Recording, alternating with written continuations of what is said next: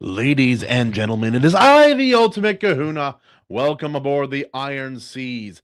Today I'm joined by my co-captain, Mr. AC Richard.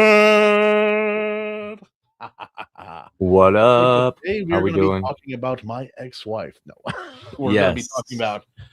about the final film of Stanley Kubrick, 1999's Eyes Wide Shut, starring Nicole Kidman and Mr. Tom Cruise. Obviously, his real name. Obviously, Yes. Yes. Mr. Scientology himself. yes. Now, I have heard quite a bit about this movie over the years. I'm sure AC you had as well. Had you seen this movie before we decided to watch it for our show? Never. Never seen it. Yeah, me neither. It just seemed like a weird, uncomfortable kind of film. It's like one of those weirder 90 films that came out at that point. But then you hear all kinds of stuff through the grapevine, like seeing jokes in various, Pop TV culture shows stuff. about it and this and that. You hear things about it. But then you start hearing other details like, oh, it's Kubrick's last movie that he ever did. And then stuff like the Epstein files comes out. And then suddenly it's like, this whole thing seems a little bit more interesting now. It seems totally more interesting now, you know what I mean? So, watching it for the first time in amid what we're going through right now was pretty crazy. So, Queen Beanie at 6239 asked, "What's everyone's favorite flavor of bagel?" Personally, blueberry bagels are my favorite. Um, I'm not a big bagel guy. I'll have it like with as a breakfast sandwich, and I used to like the cheap, crunchy fake peanut butter with it. But man, I'm not really a big bagel guy. What about you, AC? I had a blueberry bagel with butter, and then you like after you toast it, you like perforate the because bagels, you need to give a place for the butter to pool and absorb into the bagel, and then I smeared Uh, like berry cream cheese spread over it. It was really good. Man, maybe that's just like a Midwest East Coast thing. It's not bagels aren't big where we're at, and I've never been a big fan. Maybe I'm not sure if that's cultural or just coming down to simple taste. Also, Mr. Billy Bill McHuston, a movie about an ex cult is weird and uncomfortable. I never would have guessed. This is true. Hello, Miss Diane. How are you doing?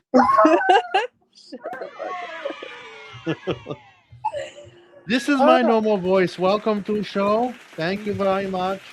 Hold on. This is not working for some reason. My phone. It keeps just entering before I'm done typing. Oh, are you trying to add your name? Yeah. I like MRS. That's better. She's like, shut up, okay? Sorry, forgive me. That's not your voice. That's just every voice for every woman, a guy when a guy pretends to, voices a woman. Anyway, but yeah, no. Did you had you seen this movie, Miss Pritchard, before this either? I have not.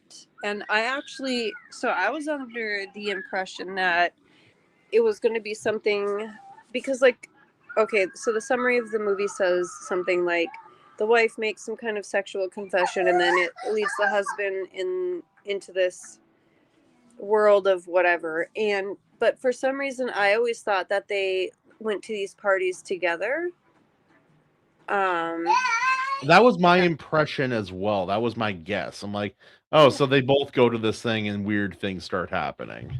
Yeah, and I did think that I just expected her to be there one of those times, even though I know there would have had to be someone she was at home and like the kid and stuff.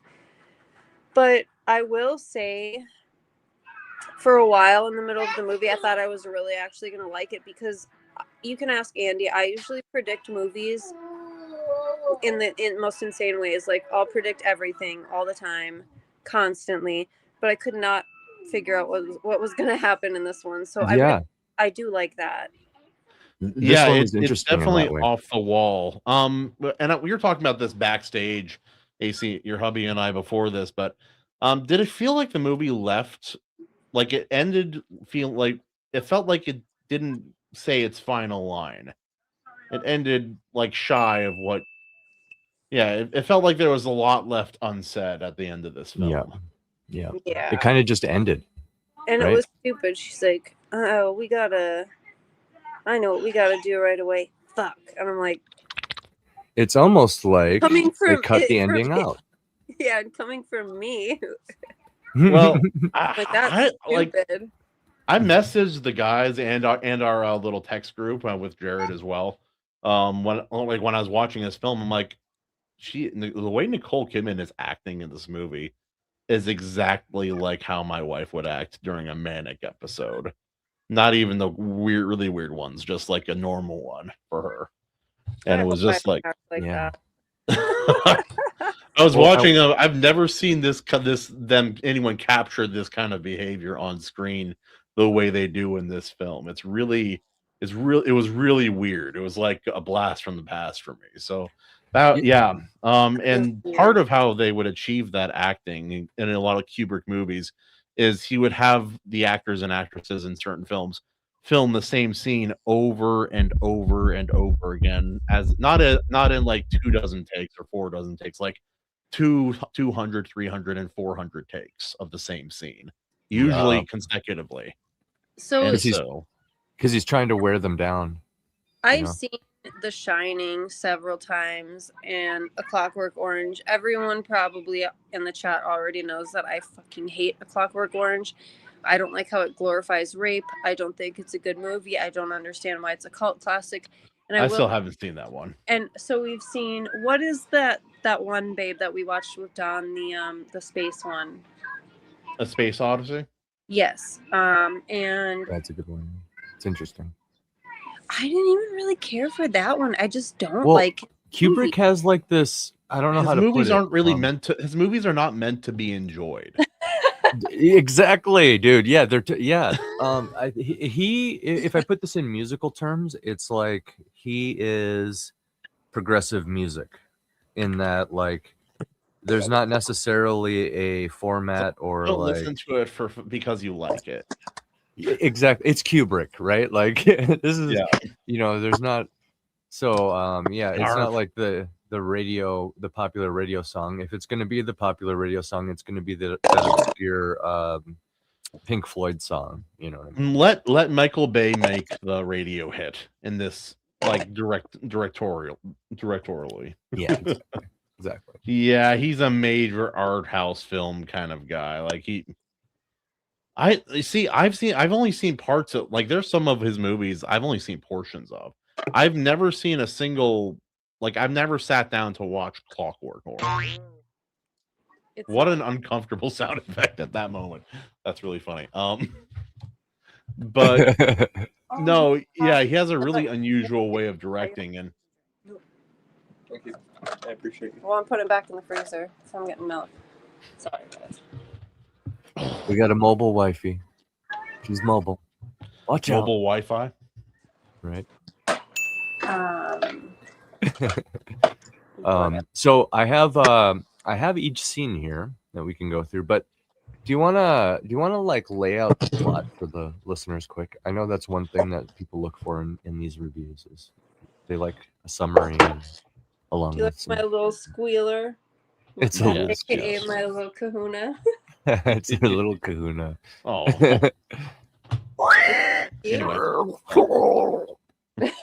See? You want the animal? Anyway. All right. The story follows Bill and Alice, a wealthy, seemingly perfect upper middle class couple with a young daughter. Upper middle class, huh?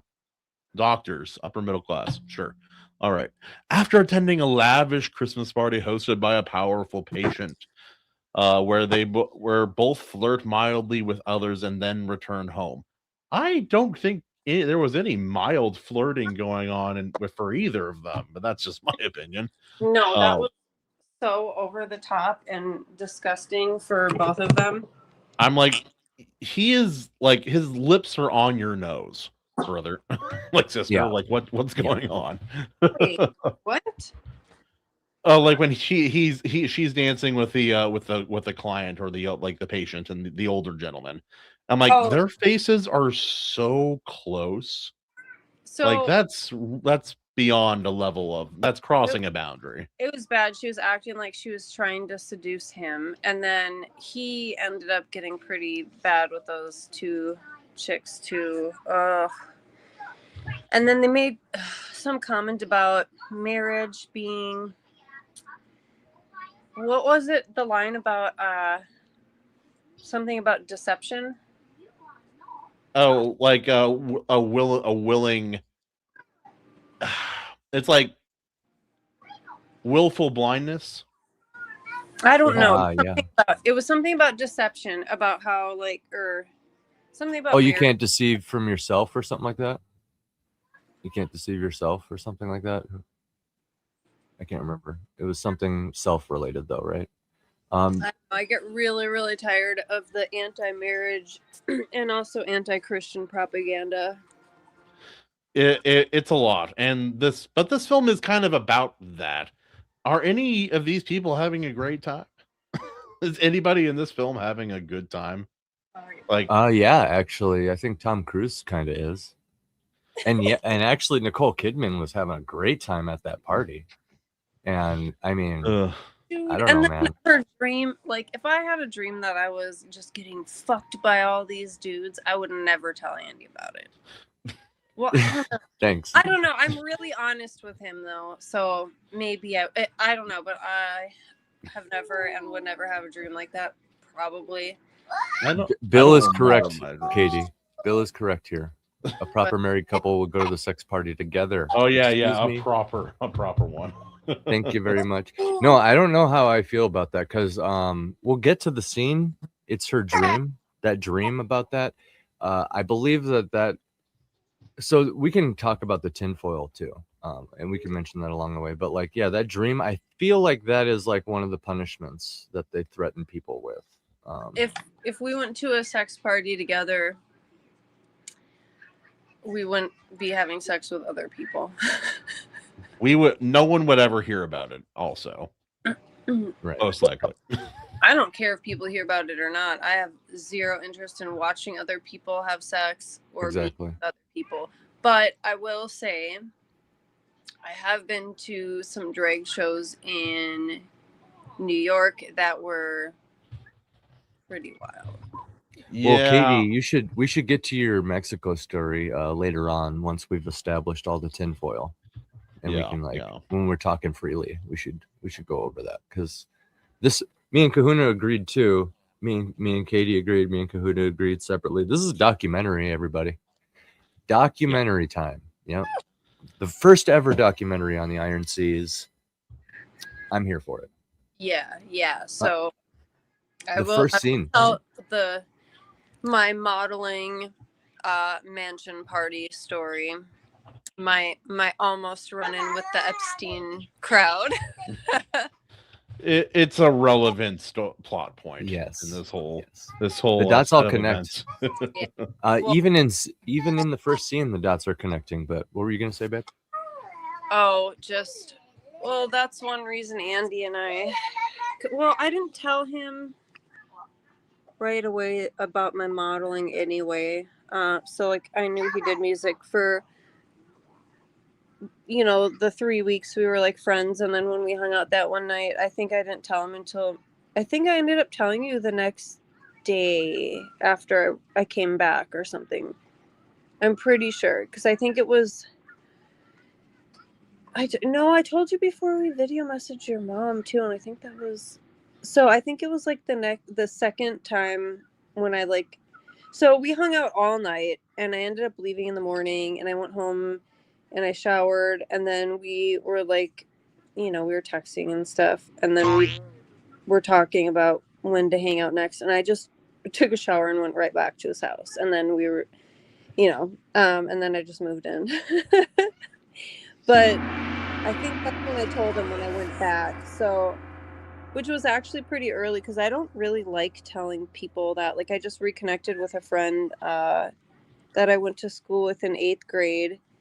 And that was maybe a week or so ago, and I still haven't like told her. Like I don't know. It's not something I usually bring up, but woo.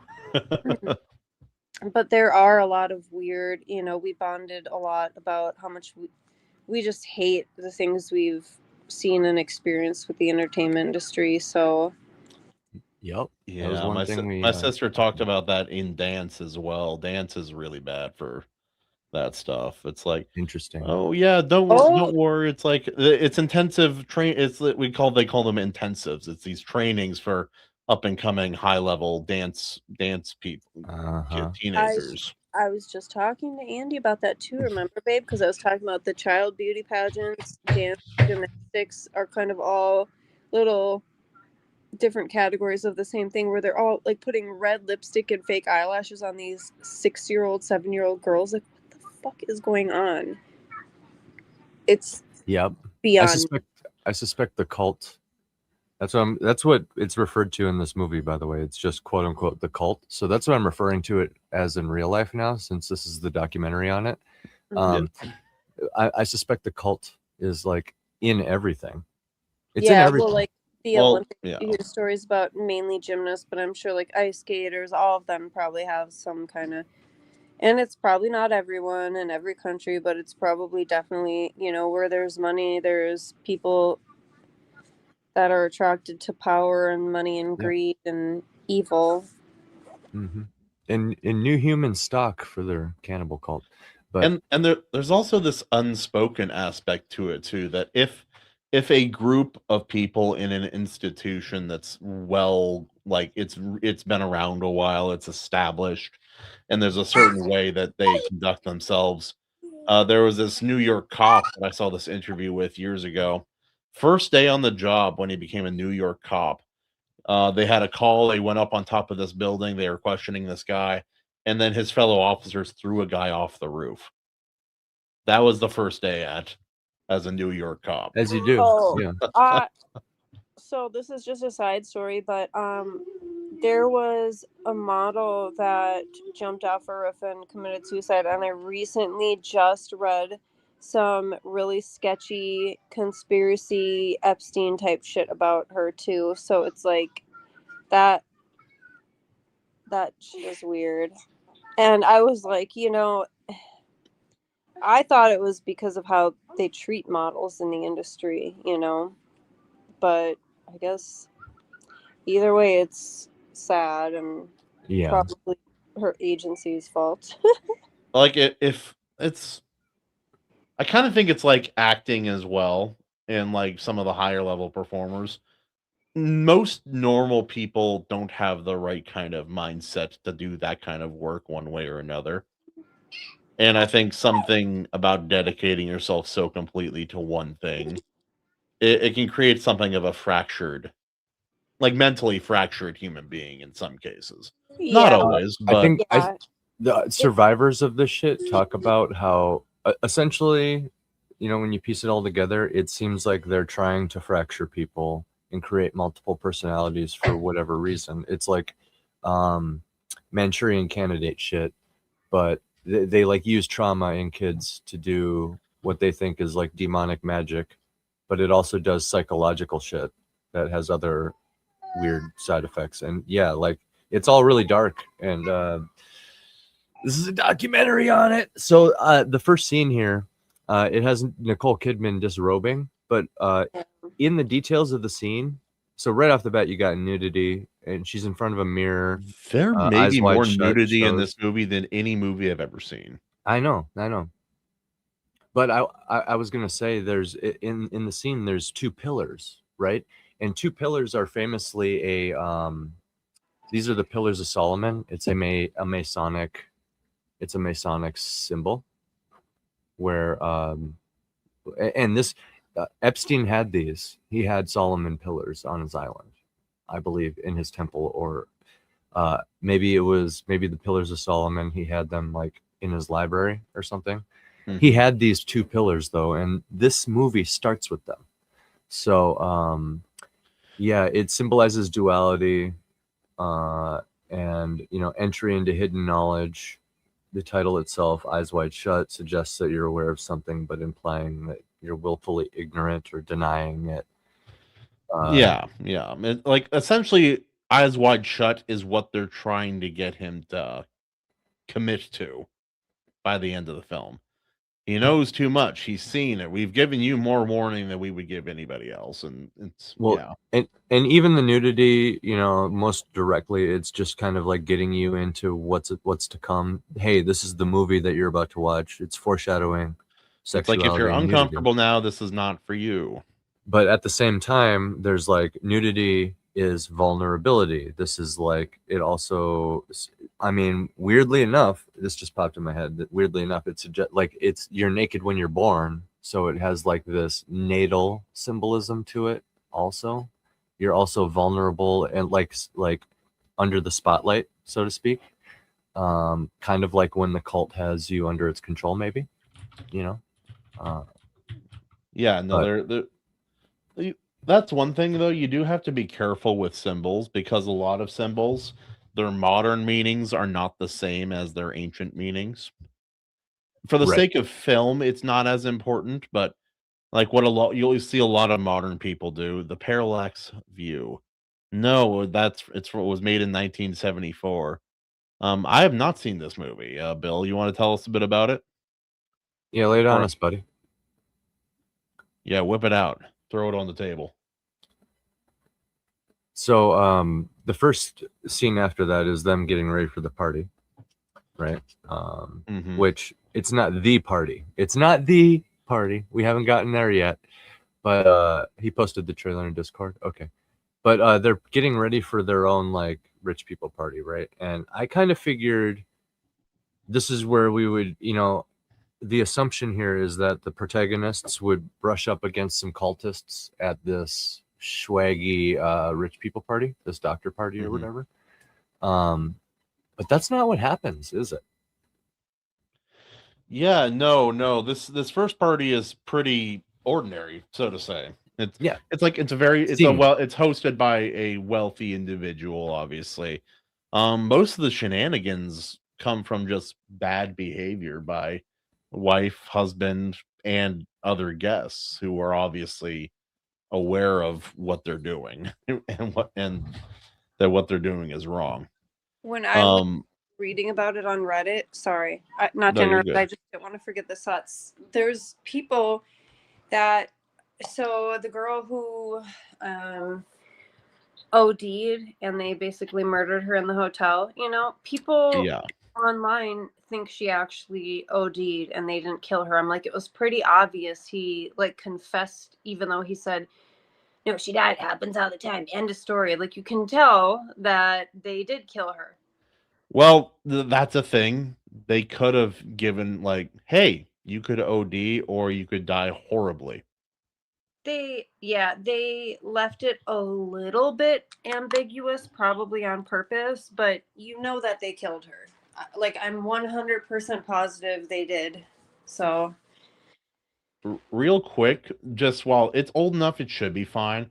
I have the trailer for Parallax View, which Bill was talking about. He posted the trailer in the Discord. So I have it here. Yeah, let's and remember to pause it every now and then. we got that for it's pretty short. It's about it's like not even 2 minutes long. I'll pause it once or twice though. Okay, let's do a week where he can come and be the guest. Oh yeah, Bill, do right now if he wants. Yeah, Bill, you could hop in if you like. Yeah, either way, link is in the VIP chat.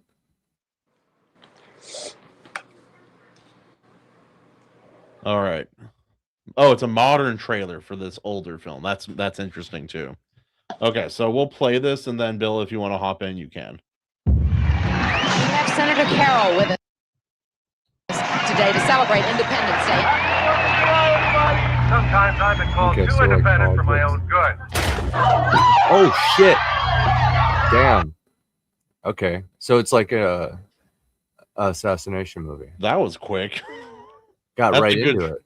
That trailer does not mess around. Right? That was what's up. Also, that's great. Thing of beauty, all right. I love it. I fucking love it. Yeah, dude. Like a white trash Cinderella. She went to a rave and met this wealthy, like this trust fund kid, and lost her nose ring, and now he's going around trying to find which trailer park has like where this nose ring came from. Does It's it fit? instead of the slipper. Oh my Yeah, god. yeah. Oh my god. Yes, dude. Yes. Oh man. All right. Okay, so a politician gets murked. Got it. Got it. No, he's looking for who the glass meth or crack. Uh-huh. Yep. There you go. The glass slipper. I was doing the PG version, but you're right. She did the HBO version. Since the assassination, 6 of these people have died in some kind of an accident. These people were So killed, this is another and documentary, whoever then? killed them is going to try to kill me. This is another Austin thinks documentary, that maybe Bill? we all saw something. See, like this movie's old enough that I recognize some of these people, but I don't like because it's an older movie. I may not know the names of all these actors and actresses. What's up, Bill? Hey, Bill. Hey, So Billy. Billy boy. How we doing, son? Yeah, Hey, I probably can't stay long, but That's because I still got a bunch of writing I got to do. But We're gonna We put love you long out time. right after the trailer's over. there you go. Oh, all right. Playing it again. Thing up there. You've been asking questions about me and things you know nothing about. All I want is to stay out of it. Sorry, Mr. Tucker, you got information I need. This story's gonna mean more to me than $10,000. Fella, you don't know what this story means. So it's like Suspects another like these killings documentary. were related only to the Carroll assassination. It's much bigger than that. Whoever's behind this is in the business of recruiting assassins. Yeah. I love Yeah, the dude. hair, man. The hair is great. Yeah. Not related Well, to the plot, but also this trailer is very well put together as well. This plot is Oh yeah, related to reality. the dude that does these DM edits, he's really good at taking old movies and just doing these really solid modern trailers. I've actually found out about a lot of really good obscure stuff from that dude's channel. So just a shout out to him. He loves movies. He loves he knows how to sell movies to a modern audience. They're not official trailers? No, this is a modern trailer. He like so someone has a love for these older films and he edits these modern trailers for them, which is pretty This guy would neat. probably be a good guest then. It Sometime. reminds me of fan video. Yeah, he would. Good. But yeah, it reminds me of fan music videos. Sometimes those are way better than original. Yeah, it's true. Yeah, no, that's fun. All right, one last go. I think I got some of their entrance exams. We're in the business of reporting the news, not creating it. Yeah, he did good. Damn. You're telling Now that me I that think, you now that I alone know can that, uncover what all these agencies couldn't. maybe. This is how you sell movies. Congratulations, Richard. You had some very interesting scores on the first series of tests for parallax. We're prepared to offer you the most lucrative and Dude, this is rewarding so work of your relevant. life. It's another relevant one, dude. Dang it, that looks really good. Yeah, Yeah, no, that it looks was really really good. Yeah. Great. And just like Eyes Wide Shut, which I want to reiterate, I'm never watching that movie again. I have no desire to. Yeah. But it Same. Parallax View and Eyes Wide Shut really do a great job of just building the atmosphere, which is what you want for something that's going to be playing on the audience's paranoia. Yeah, there was a lot of buildup in Eyes Wide Shut. Just the ending was terrible. Oh yeah, I remember that. The movie just kind of ends. It's just like, It feels we're just like done. it feels like stuff is cut out, and so that leads to like some of the theories. It's like regardless of whether like this was like whether he was pointing out something that really happens in Hollywood circles or not, putting that all aside, the way people believe a related theory claims that Warner Bros.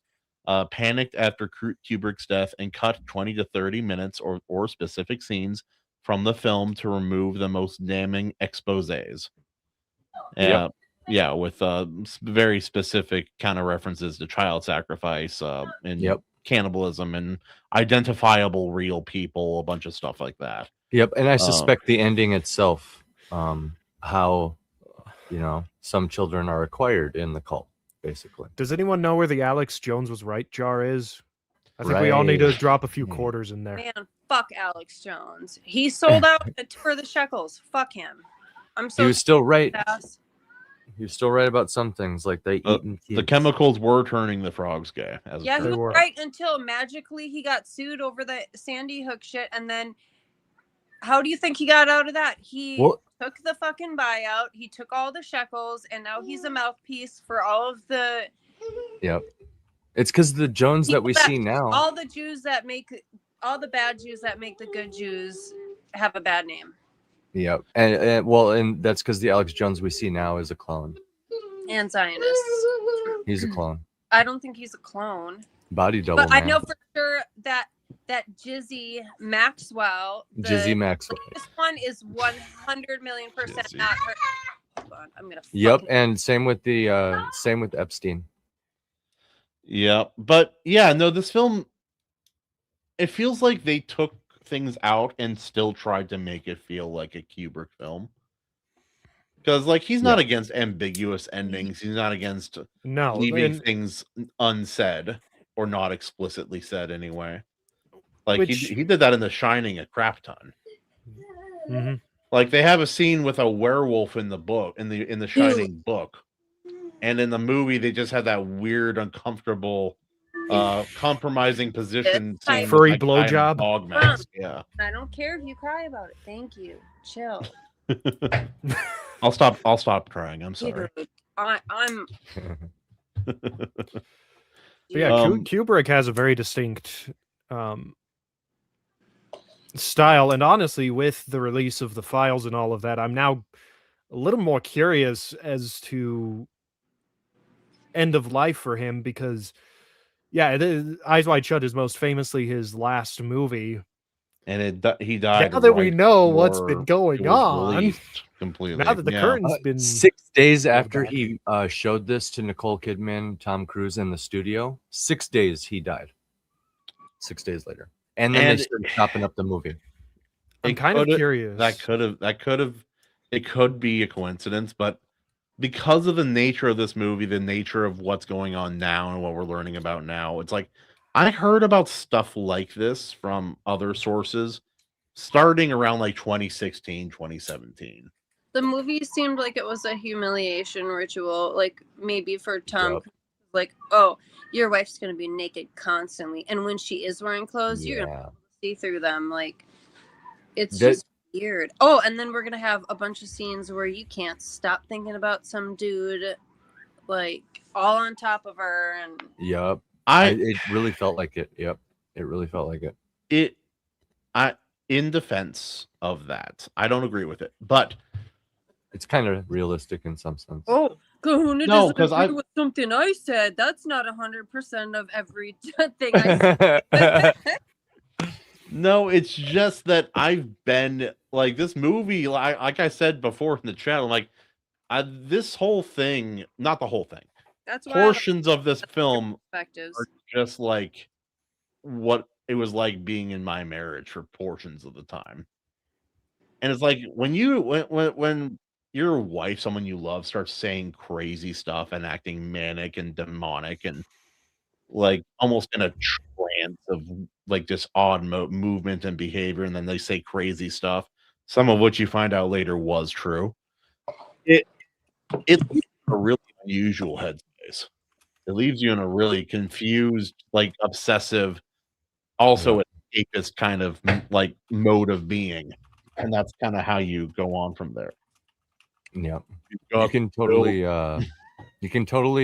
it's all laid out, man. Like, I'm really convinced that her little dream there is potentially one of the, one of the ways that the cult, you can get even with the cult, or like one of the things they threaten you with. When you look at like some of the interviews from like rappers that, talk about these weird demonic contracts that they sign with major labels and big people like Jay-Z and Diddy and stuff like that. Like, people like Beyonce are famously doing like rituals out in the backyard of LA, and, celebrities are constantly like, whether you believe it or not, they believe it. So, they're out here doing rituals, and, it's in every scene. So, the next scene is like when they're getting ready. There's a lot of mirrors in that scene while they're getting ready too. They're like, grooming, which kind of symbolizes objectification, but also self-care. Well, So it's like, there's also like all these weird little subplots that are never taken to fruition as well. I'm like, so he's pimping out his daughter, right? Like there isn't really another good explanation. Who? Pimping out his daughter? Oh, yeah. Yeah, that guy. Yeah. Yeah, that's another thing. This movie gets props for staying power because, as I recall, that was a bit more of a minor interaction, and yet I remember that. I haven't seen this movie in years. She was like 15. Actually, I think it's been almost a decade since I've seen it. She was 15 or 16 when that movie was shot, so. Who? What? The actress. Fill the audience in. Fill the audience in. What are we talking about here? The girl that her dad, the magic shop guy, her dad was like whoring her out. Oh yeah. That actress, Lily, I think Sobieski, I don't know how to say her last name, but she was 15 or 16 during the filming of that. That shows how the cult that literally was them showing how the cult gets. That's one way they get children. That's directly like some Epstein shit. And then there's the speculated ending that they cut out that me and Kahuna were talking about before the show that we'll talk about I've met later. 16-year-old Russian girls that were married to 40-year-olds in Russia, and like people, it's like culturally normal there in a way. Yeah. Well, that's one thing. Sometimes it is. American. Sometimes people just say, "Oh, it's a cultural difference," and then you talk to other locals, are like, "No, it's still weird here." Yeah. It's like, and that does beg a question. It's like not long ago in history, that truly was the case. That it wasn't an unusual thing for people to get married younger. Well, okay, and there's also a difference too between. I'm not saying it's okay to have a 16-year-old in a relationship with a 30-year-old. That's still creepy and weird. But I will say that it's a lot worse when we're talking about people that rape straight up infants, toddlers, little kids. Because when you're 16, you have some sort of agency. You know what I mean? Yeah, it's like the way we view 16-year-olds now is we don't hold them. I remember we don't see them as fully cognizant adults. Yeah, but in many ways, you're very close to adulthood by the time you're 16. I remember being 13 and 14 and finding out a lot of my friends were having sex, and I was like, what? Like, it blew me the fuck away. So, and yes. I do wonder how many of those girls just said that, too, because I knew a lot of guys and girls who said that when I was younger. No. Some of them were not lying, but others were as well. Definitely not all lying. The guys at that age were definitely lying. What I was going to say? Damn. Yeah, sorry. I'm just trying to say they weren't having sex with adults either. They were having sex with it was kids fooling around with kids, and that was kind of the whole essence of that. So it was people like they were like these. It was crazy because it seemed like they were slutty girls in a race to lose their virginity, and it blew me the fuck away. Yeah, and then you find out about like there's always one or two who are like hanging out. They're in part of that kind of race, and then not too long after that, you see them hanging out with guys or girls who are way older than they are, like not in school anymore, haven't been for years. I'm like, ooh. I think this is bad. There was a lot of girls that got pregnant at like 15, 16, a lot of them that I went to school with. So I think they like groomed people, and then like the teen mom was a thing. So I think they really, really groomed American kids for that. And they're trying to groom us to be okay with this stuff. It's just wild. It's like, it's kind of a give and take too, because there was problems with the whole hush, we'll keep it secret attitude of older generations from like when our parents and our grandparents were younger. But on the other hand, it did clearly communicate that this was not okay. Like, so the give and take of that is that in some ways it was dishonest and that's not good. But on the other hand, it also clearly delineated, oh, this is something to be shameful of. That kiddo. How's writing Zorn going, Bill? Yeah, how is that? Hold on. Stand by one.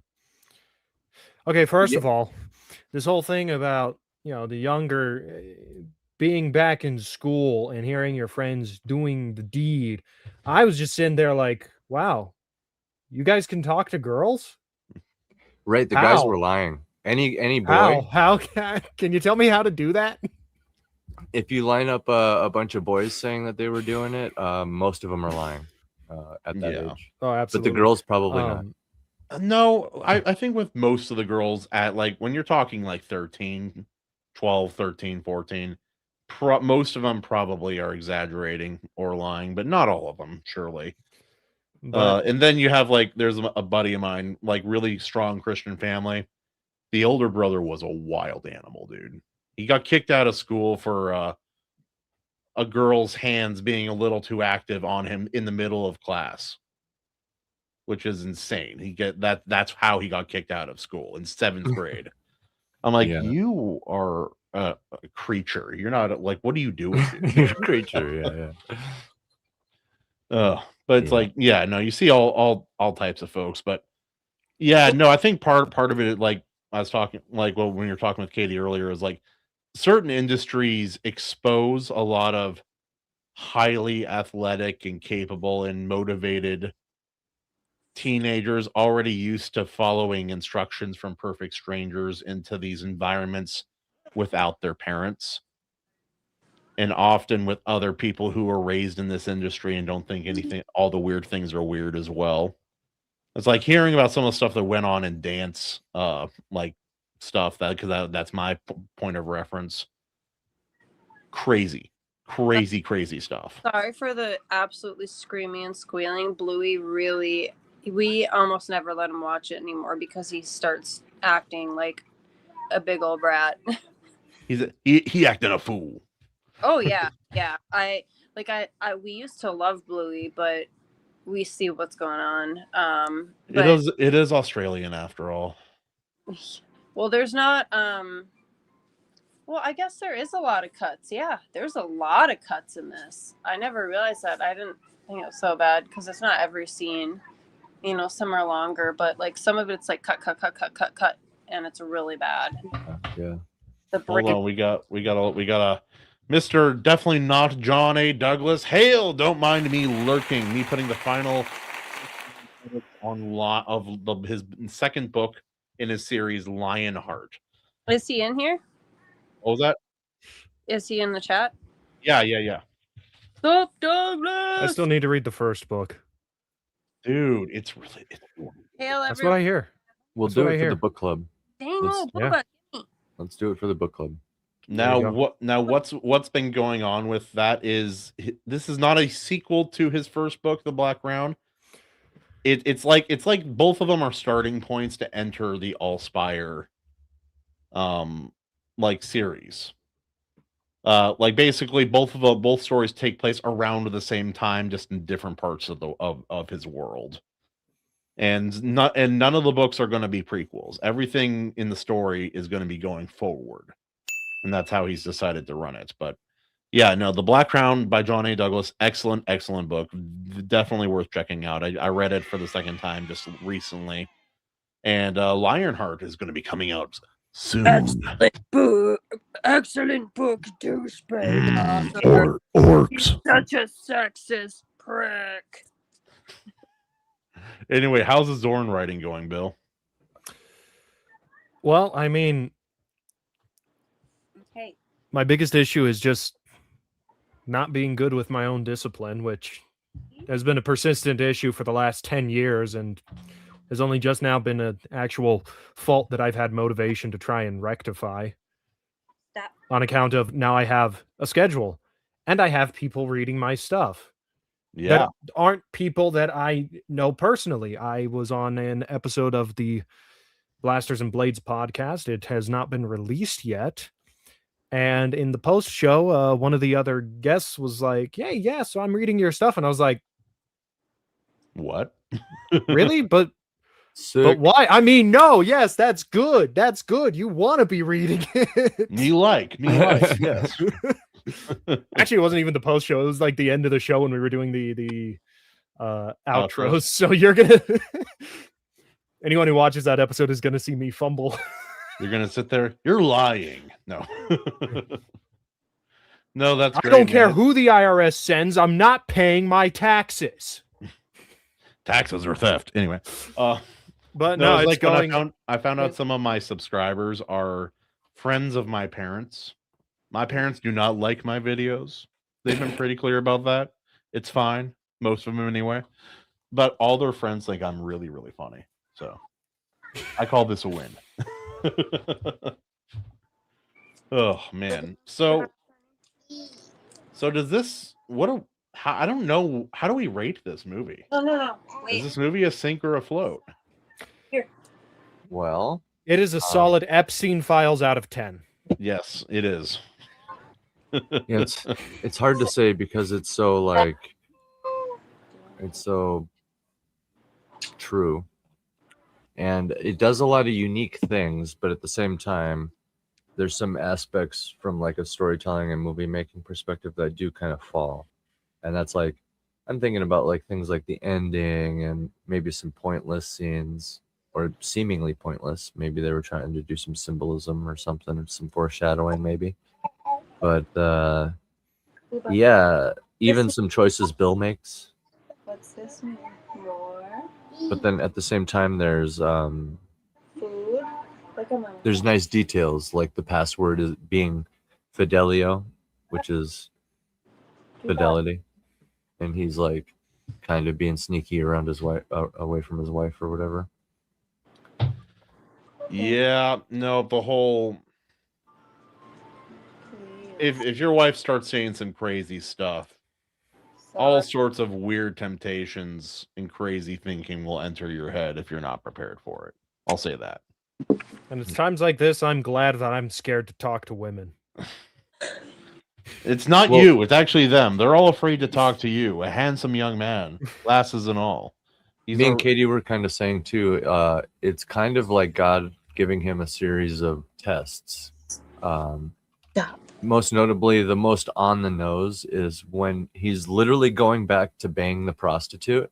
He's like, yep, I'm going to go cheat on my wife. I'm going to go bang that prostitute. Here I go. I'm going to go do it. Here I am. And she's like gone because she got tested positive for HIV. And he almost banged her the night before or whatever. So he would have gotten HIV, right? That's no, because surely all people in that line of work use protection always, every time. Yep. Well, that's definitely true. He was already shown. He was going to do it the night before, then he left, and then that whole thing. So he was shown what happens if you are dishonest and cheat. Yeah, he's like given he saw the consequence. He saw how the sausage was made, so to say. And he kept seeing consequences, and he kept going forward anyway. He was like what's her face? Not Goldilocks, the Alice in Wonderland. Yep. He wanted to see how far down the rabbit hole went. But it wasn't for any altruistic reason. It was that sick kind of perverted curiosity. Yeah, I think a lot of people encounter in themselves if they're not aware of it. You know, it's like you see, like first time you read about like a serial killer or something horrible, a lot of women go through this and they're like, "Oh, that's horrible," and then they want to learn more and more and more. And it's okay. I think you just identified something, Kahuna. You identified something big, because his wife's name is Alice, and oh yeah, the Ziegler Christmas. Check this out, bro. The Ziegler Christmas party specifically. What is it? The models ask him if he wants to go over the rainbow, and there's beyond the looking glass stuff going on. A lot of references, yeah. There's but more importantly, there's literally a direct Alice in Wonderland reference. Where is it? Eye motifs, a bunch of eye symbolism. Take the red pill and find out how deep the rabbit hole goes. Right. But yeah, anyway, a bunch of like he's basically Alice in Wonderland. And like top hat costume type stuff too. Exactly. Yeah. Well, it's I like bet. look into the history of like masquerades and things of that nature. It's like, or I even talked to, oh, Why? God damn it, Xander. what's his face? Talked to Anthony Harris a year ago about this, but like you look into the history of clowns, and it goes back to like demonic pagan rituals to try to summon demons. Yeah. And all that stuff. I'm like, oh, that's the other thing. There's all this the Christmas party decorations. That's pagan rituals that have been commodified, and then we're immediately thrust into a elite party where these elites are clearly gluttonous, right? They're excessive. These are excessive elites. There's a bunch of pagan shit there too. So it goes from Christmas decorations commodified to like statues and architecture, like there's more pillars and stuff like that. For example, at the party, there's statues of Cupid and stuff. So essentially it's reinforcing the commodification of pagan rituals. So I suspect that this is a repeating thing. And I think that's like kind of what the cult is the commodification of human beings, maybe. Yeah, in general. Yeah, there's an element of that, and it's like I think to a degree, a lot of people who consider the world think maybe not to the full extent that a lot of conspiracy theorists say. The biggest conspiracy theory is that every conspiracy theory is true, but yeah, no, the Earth isn't flat. It is very much round. There's a great meme about that. So it's like when you find out when you're a conspiracy theorist and you found out every conspiracy theory is true except that the Earth is flat. I saw that too. Oh my god! Everything up to the flat Earth, just like right before flat Earth. That's where the cutoff is. I hate having that conversation with my mom, and she starts bringing up the Bible, talking about. I'm like, no, Mom. You know, half the verses you're citing are symbolic. Right, Kahuna, when she brings up the Bible and she starts talking about like words, well, it says firmament, son. It says firmament. You can be like, well, the original word for God was actually plural. It was Elohim. So if you want to like argue semantics, there's that. Like, are you saying there's multiple gods then? Like there's a whole bunch of interpretation for these words. Like even apple in the Adam and Eve story, that's just the translation is essentially, it means red fruit. It doesn't mean apple. It could be any red fruit. It's just apple is the most likely. It would be so much gayer if it was a strawberry. Or the strawberry of the knowledge of good and evil. No, I don't think so. Right. Red fruit though. Red fruit and Elohim. But anyway. Perhaps the dragon fruit because it's red and colorful and looks appetizing. Then you open it up and you see black and white.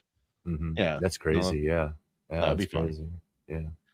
I can't think of a cherry or a strawberry or any of those being, but like the fact that it gives you knowledge, I don't know. There's a lot of symbolism there. But yeah, I think I know you gotta go, Bill. Anything you want to plug or shout out before you get out of here, my man? Read Zorn. Have a good People one. seem to think it's good. I would recommend reading it in the bath. In the There you nude every night. There you go. And yeah, this movie just really is a solid Epstein out of 10. Yeah, no, I can't this film doesn't fail fundamentally in what it's trying to do. So if I had to pick float or sink, I say it floats for that reason. I thought it almost floated, but it definitely sank shit. That's fair. That's fair. You're allowed to be wrong as often as you like. Well, we could just. I'm noticing that the crew got away on a lifeboat. That's true. That's true. What do you got, AC? I'm noticing a whole bunch of rainbow symbolism. There was a hole in the hull, and they patched it and were able to save it just barely, maybe. See you. All right, peace out, Bill. Have a good one, easy, Bill. man. Later, Bill. So there's repeating I motifs, repeating duality motifs. Alice in Wonderland symbolism pops up. indirectly, and then the rainbows, weirdly enough, the freaking rainbow of all things. Why is that repeating over and over again in 1999?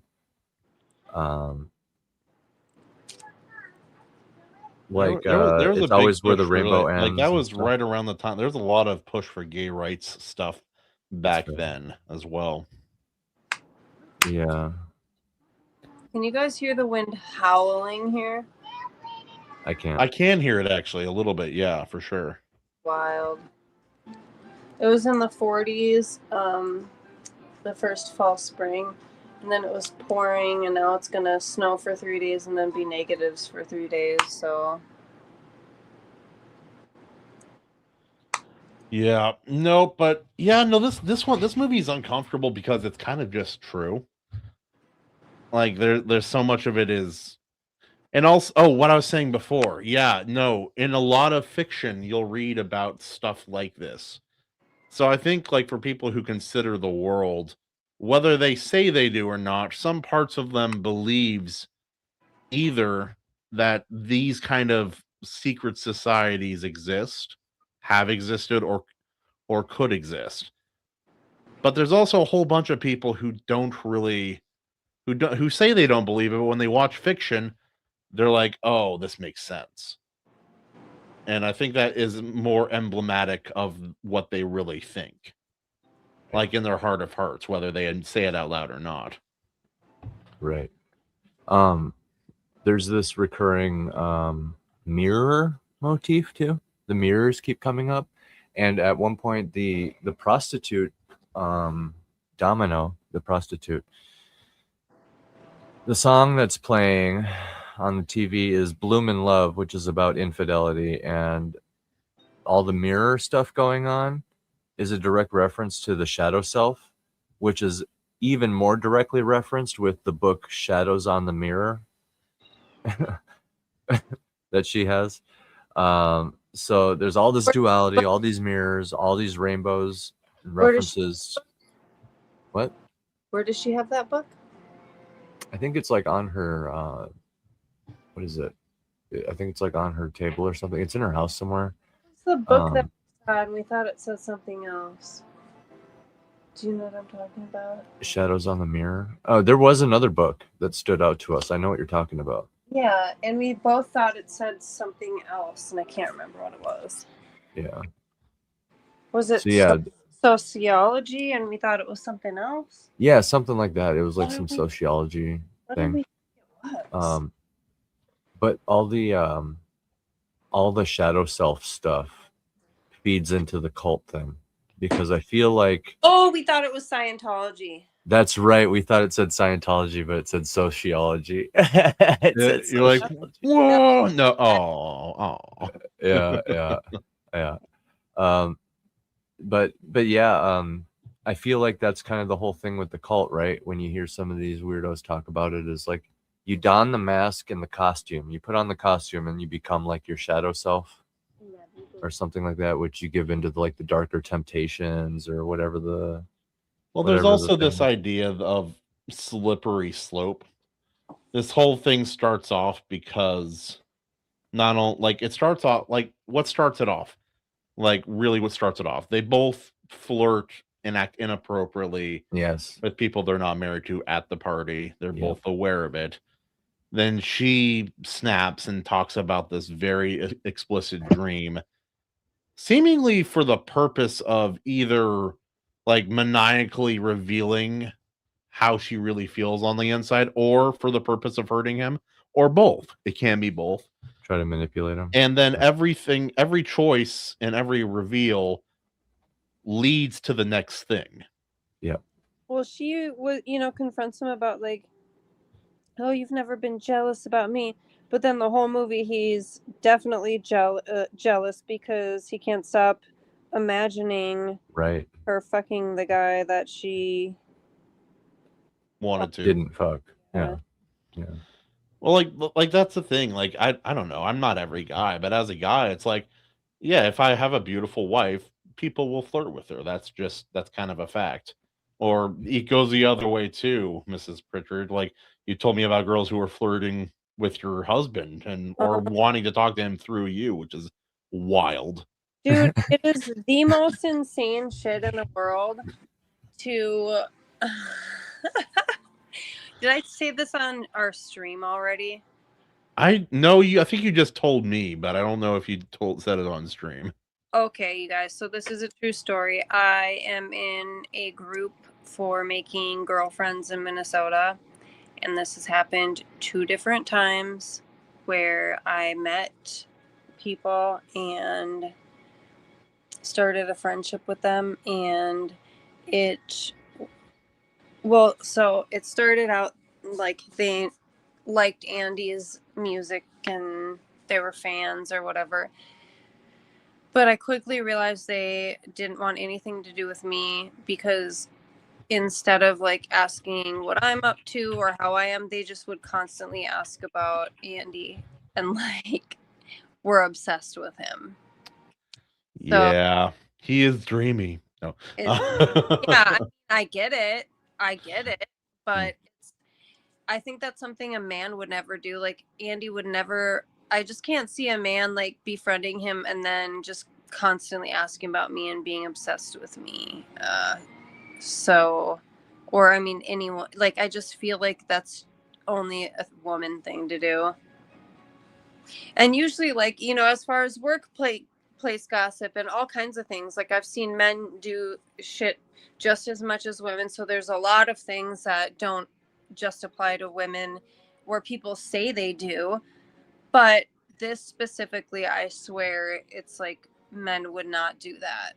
I don't think so. No, if a man is attracted to the wife of like somebody who's taken, yeah, they'd typically the last thing a man is going to do is try to, you know, be friends with my husband or spend more time with that person. Yeah, that for a masculine person, that's a wild choice. It not very likely. Not very likely. So when we lost Owen, I had actually a lot of Andy's friends, not a lot, but a good handful of his friends reach out to me and become my friends because they just reached out to show support and condolences and stuff like that. Yeah.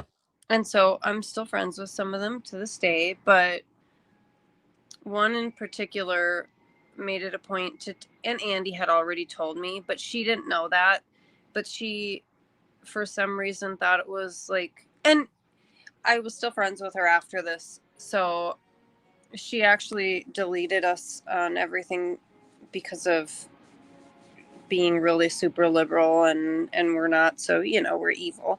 But she told me that she was obsessed with him and he had to turn her down more than once and things like that. But then, oh, don't worry, I don't have a thing for him anymore. And it's like, I know you do, because if you never got to experience being with him and you were that obsessed with him, you're probably always going to have some sort of feelings, I would guess, for him. Some people do, some people don't. I don't know. It's weird that people like, and I appreciate honesty and stuff like that. So it's not, I don't know. It is a weird thing to bring up, though, in some ways. Yeah, it is a little weird. Like, you're obsessed with my husband. Like, I mean, and you're telling me. Like, I mean, he married me. He had kids with me.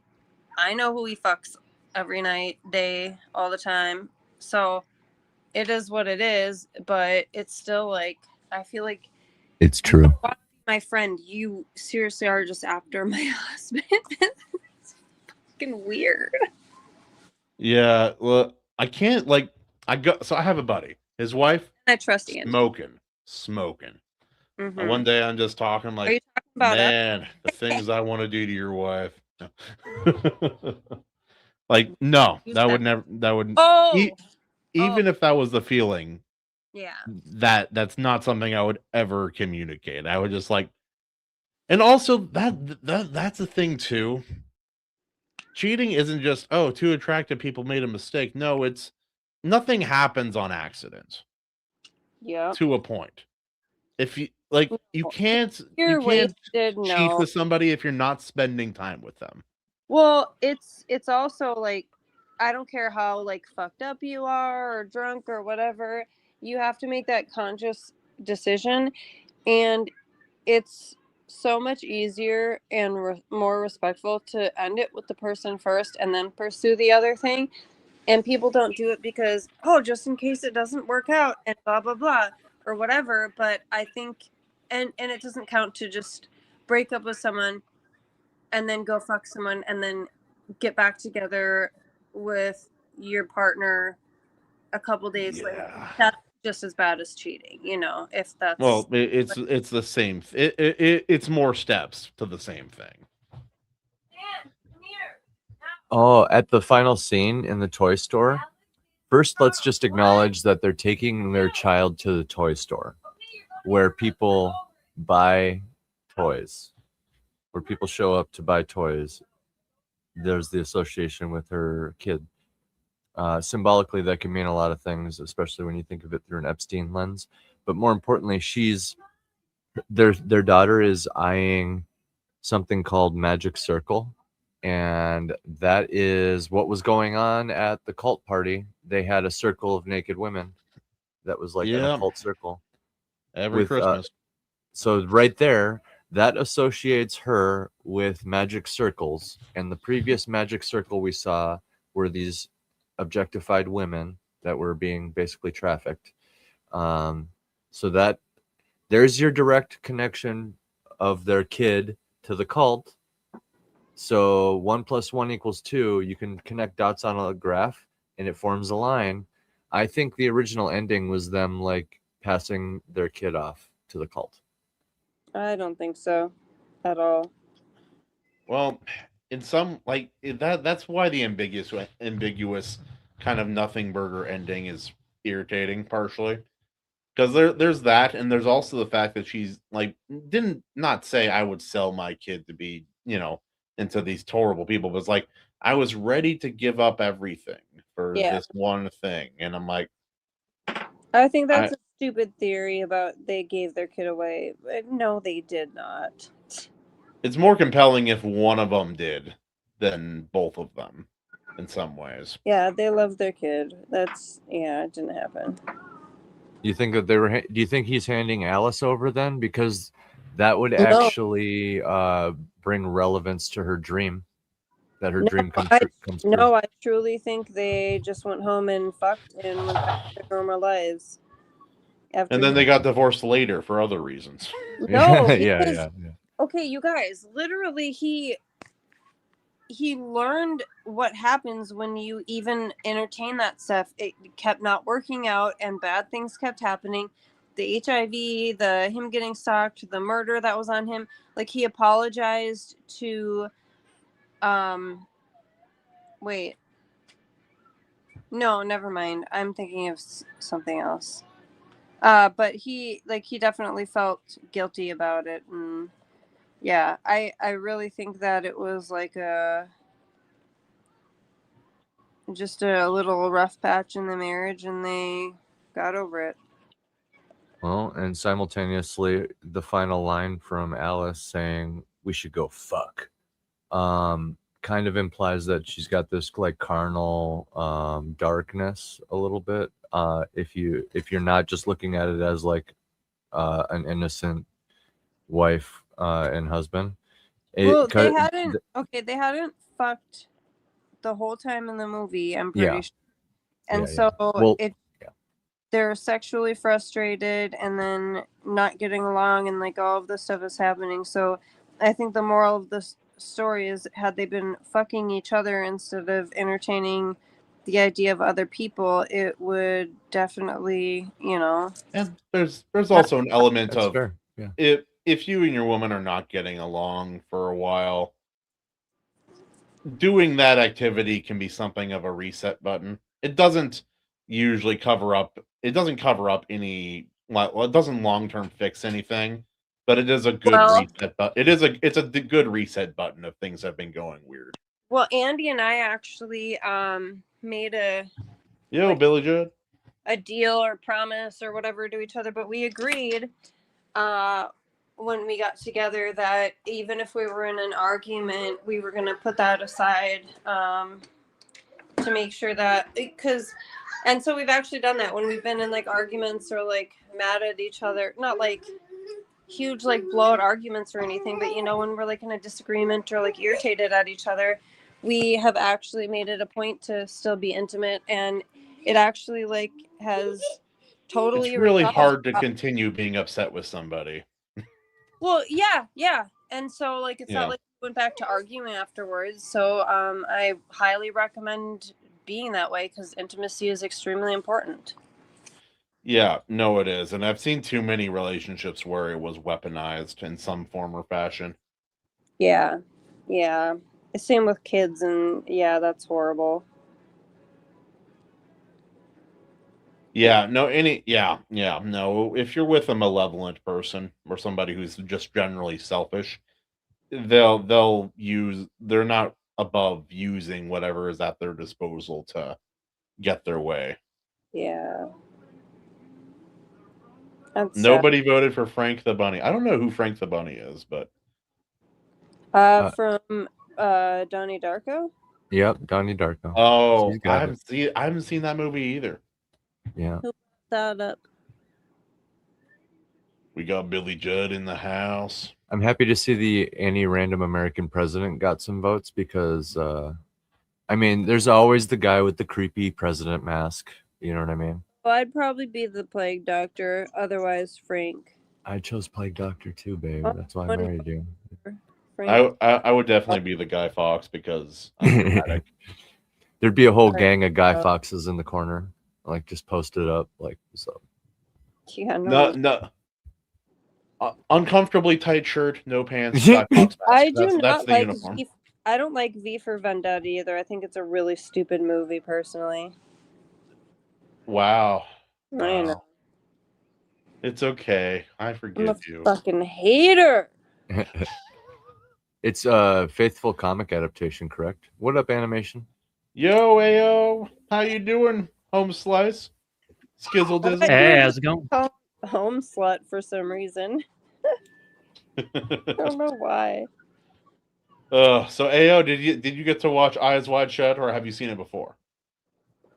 I watched it for the first time with these guys. So Yeah, no, I think that was everybody. I don't know if Jared's not here, but I don't know if he's seen it already or not. But yeah, that certainly was a movie. Don't watch it with your parents. Jared said that it's one of him and his wife's favorite movies, and their kids.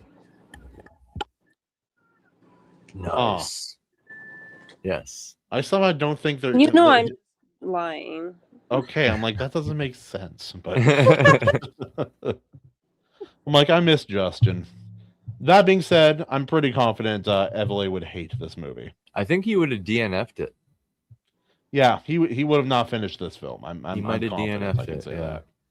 Which I think if you DNF a movie on the Iron Seas, it's good fair to say that's worse than a sink. That's like you chose, like you sunk it, you like smashed a hole in the side and bailed. You know, like you're like, I'm done with this. This is more than a sink. Yeah, it's worse than a sink. Like if you DNF it, it's basically like bottom of the ocean. It never saw the surface. Yeah. it's Atlantis. It just it's sunk. Every time I think DNF, I just think do not fuck, because like do not resuscitate. DNR. I don't know. Very apt with this movie. Yeah. No, that should have been a rule this entire movie. DNF. do not do that. It's like it's weird how internet terms and like abbreviations can get so weird. Like one that I've never liked is EFAP. I'm like, why are we talking about electronic fapping? I don't get it. I know what it means now, but it's still, I don't like the term. I don't like the word fap. I think it's stupid as fuck. It gets some pretty funny GIFs. I get it. It gets some pretty funny GIFs when you type it in there. But otherwise, yeah, I agree with you guys. I'm going to divorce you because you typed that at all. People really like to make anime edits where you just repeat the same frames, so their arm just moves a little bit like this. And then And then yeah. Just one hand. Okay, sure. Yeah, like RoboCop. I think he's I'm like, weird. It's just like Oh RoboCop. yeah, the robot. Yeah, the RoboCop. Yeah. RoboCop. I'm not gonna say. Yeah. It was like a while back. We had Andrew on, and I was like, we got too personal on that show for a minute there. That was funny. Andrew who? Briggs. Yeah, he's a talking head kind of creator from Instagram and TikTok and the like. Pretty cool dude, actually. Wait, you guys had him on? Yeah. Oh, okay. Yeah, no, fun guy. We talked Yeah, it about was a good Hercules episode. and such. Okay, cool. Good episode, yeah. Watch that one. I think that Jeez, that's warrants. great. I'll be right back. Okay. Wait, he's betraying us?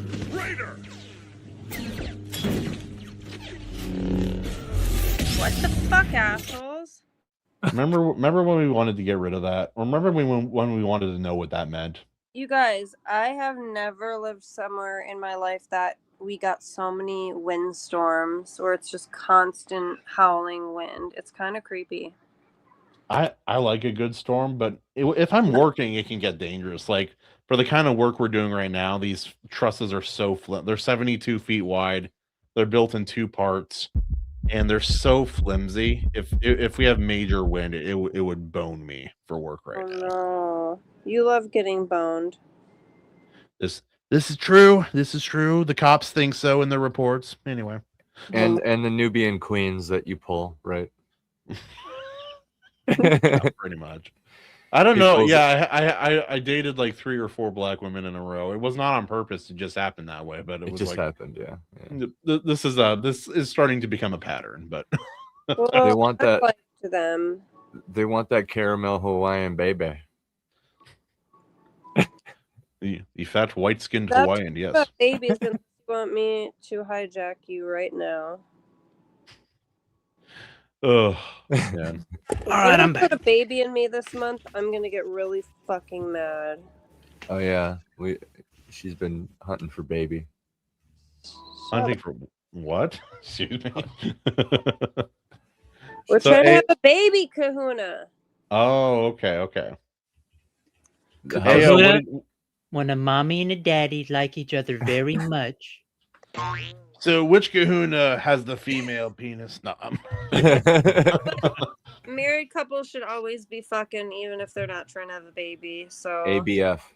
Yeah, this is true. at the minimum, once a day, but preferably 2 to 4 times a day. That's a job though. At that point, that's a career. That's a career path. No, It's a trap. What? a job. Unless it's the funnest fucking job I've ever had. Best job. Do you get paid like minimum wage or? Not at all. Good. Let's just say goods and services are provided. Anyway. You got friends and you got some benefits, but other than that, Yeah. Oh yeah, no, I can't say that story on stream. What's Just from when I was working 2 jobs and very tired when I first got married. That's all. There you go. You bought She got hers. We'll say that. But anyway. Oh, jeez. I hate her. Sorry to say that, but I do. All right. So, Ao, what did you think about this film, man? Just some basic thoughts, brother.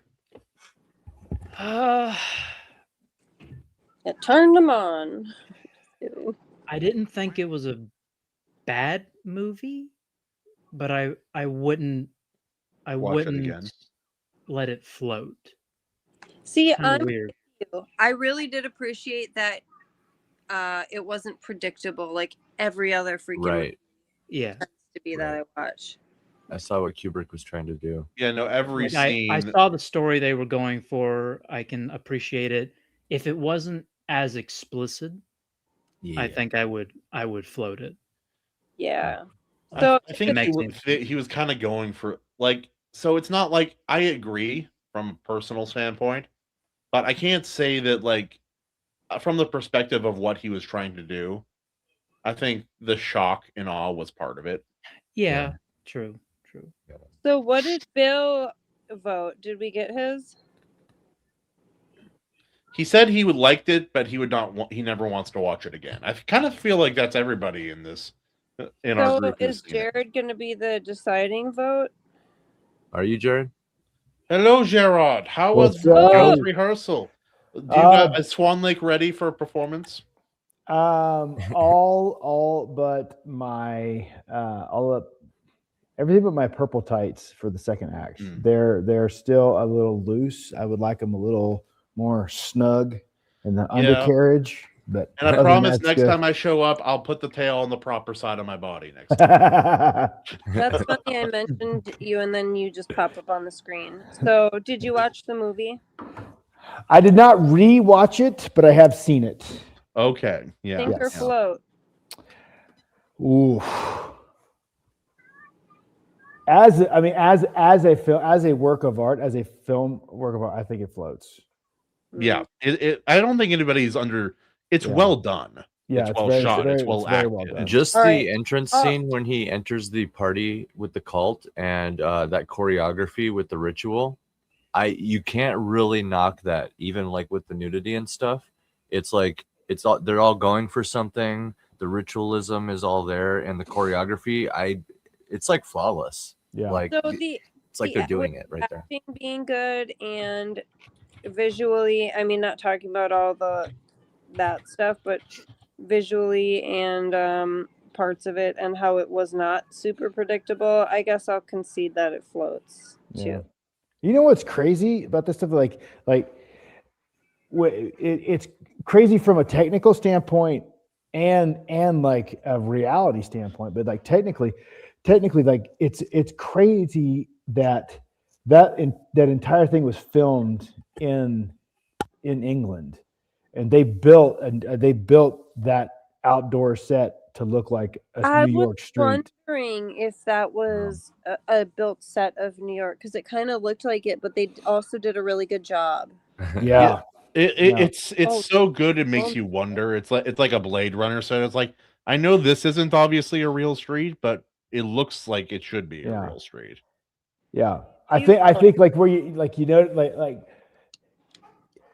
once you know that it's a set and it's not an actual like filmed on location, then you start noticing things like it's not as dirty or as worn in, not quite as bustling, as New York would be. But man, like that's it, and like I don't know that it's ever been confirmed, but I am convinced, given everything, all the lore surrounding the film, that he did that because he was afraid to come back to the States.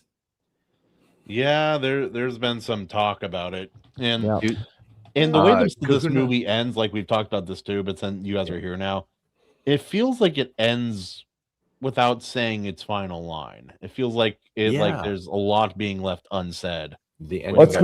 Because it's not what Kubrick. It's not what Kubrick cut. It's not his cut. Chrisman, he died 6 days after showing this to Kidman, Tom Cruise in the studio. Yep. Okay. So there's the connection. Shows it to those guys. 6 days later, he's gone. Everybody starts chopping up the movie. There's allegedly 30 minutes roughly missing. And when people analyze there's no evidence, like concrete evidence for it, but that would be a really easy thing to alter. Well, they admitted to altering it to make it an NC-17 rating for the United States. So there's to avoid the NC-17. Yeah. So there's the opening. That was their excuse. But when you hear Roger Avery talk about the original ending, what the ending was supposed to be. What did he say? Oh, dude, I want to know. And he says there's 24 minutes missing from the film. That's a long time that people have seen, but that's why like there's so much question around it, because the thing is, like with Kubrick, like it's in his contracts. Like Kubrick has final cut on his films. That's just what he does. And then he is no longer with us. Really and bad now timing. Now the film's cut. Yeah. But so it is implied. I knew it. It's implied at. It's implied knew it, in Kahuna. the ending that Tom and Nicole as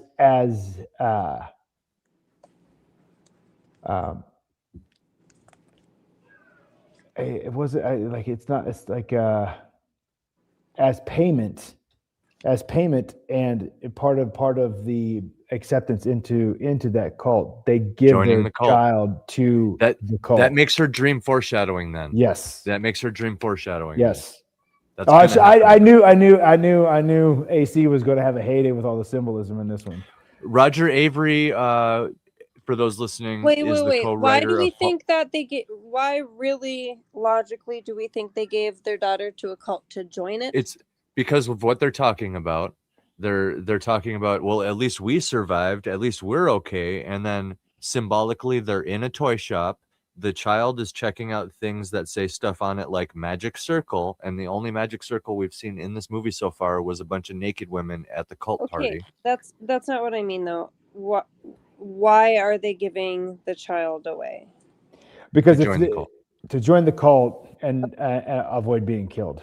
Yeah, at the same time. Yeah. Interesting. Yeah, but he gets warned multiple times, and it's brought up. It's like, we don't do this for people. Yeah. Like, this is not normal. Normally, you'd like at someone. I think he blatantly says you should be dead already. But yeah, yeah. Says that? Yeah. Also, it's like This is boss. That? even putting myself in a like I was talking about this earlier, Jared. It's like I've been in a weird state of mind, kind of like Tom Cruise at some point in this movie. Hold up. Who Partially- tells him he should have been dead already? One of the cultists, I think. Yeah, no, the patient, when he finds out that he was part of that too. Yeah, the doctor guy. The doctor, yeah. Yeah. So was also, it being I up will- in the air like an edit, or was that just part Yes. of the... Okay. That was the edit. I'll point this out too quick. The only other thing similar to a toy store in the entire movie, so the ending scene where they're in the toy store, the only other thing close to that is the Costume fucking costume shop Where they where pump- the guy who owns it is whoring his daughter out. Mhm. So there's that connection. There you go. Yeah. Yeah. I am convinced I don't think I will ever be convinced otherwise that this movie did not get him killed. It looks really bad now. Yep. Worse now than ever. There was apparently a third person narration. Timing is not flattering on it. Yeah. It's like now say theory here. He died of natural causes. Yeah, Really bad timing, if that's true. Yeah. But I remember so I remember when this movie came out. So I was in 98. I remember when the movie came out, and they were even talking about it back then, that there was immediately when he died, people said they like someone killed him because of this movie. Like even back then. So like, I mean, it's been in the zeitgeist ever since. It's been like a thing now, since it came out. Yeah. Yeah. Now you see it, and it's like, oh yeah, that's even more. It's even more likely that I was telling him that was his. I was fate. telling him, Jared, the first scene with Nicole Kidman disrobing, there's two pillars, which are the Pillars of Solomon, and Epstein had Pillars of Solomon in his library on his island.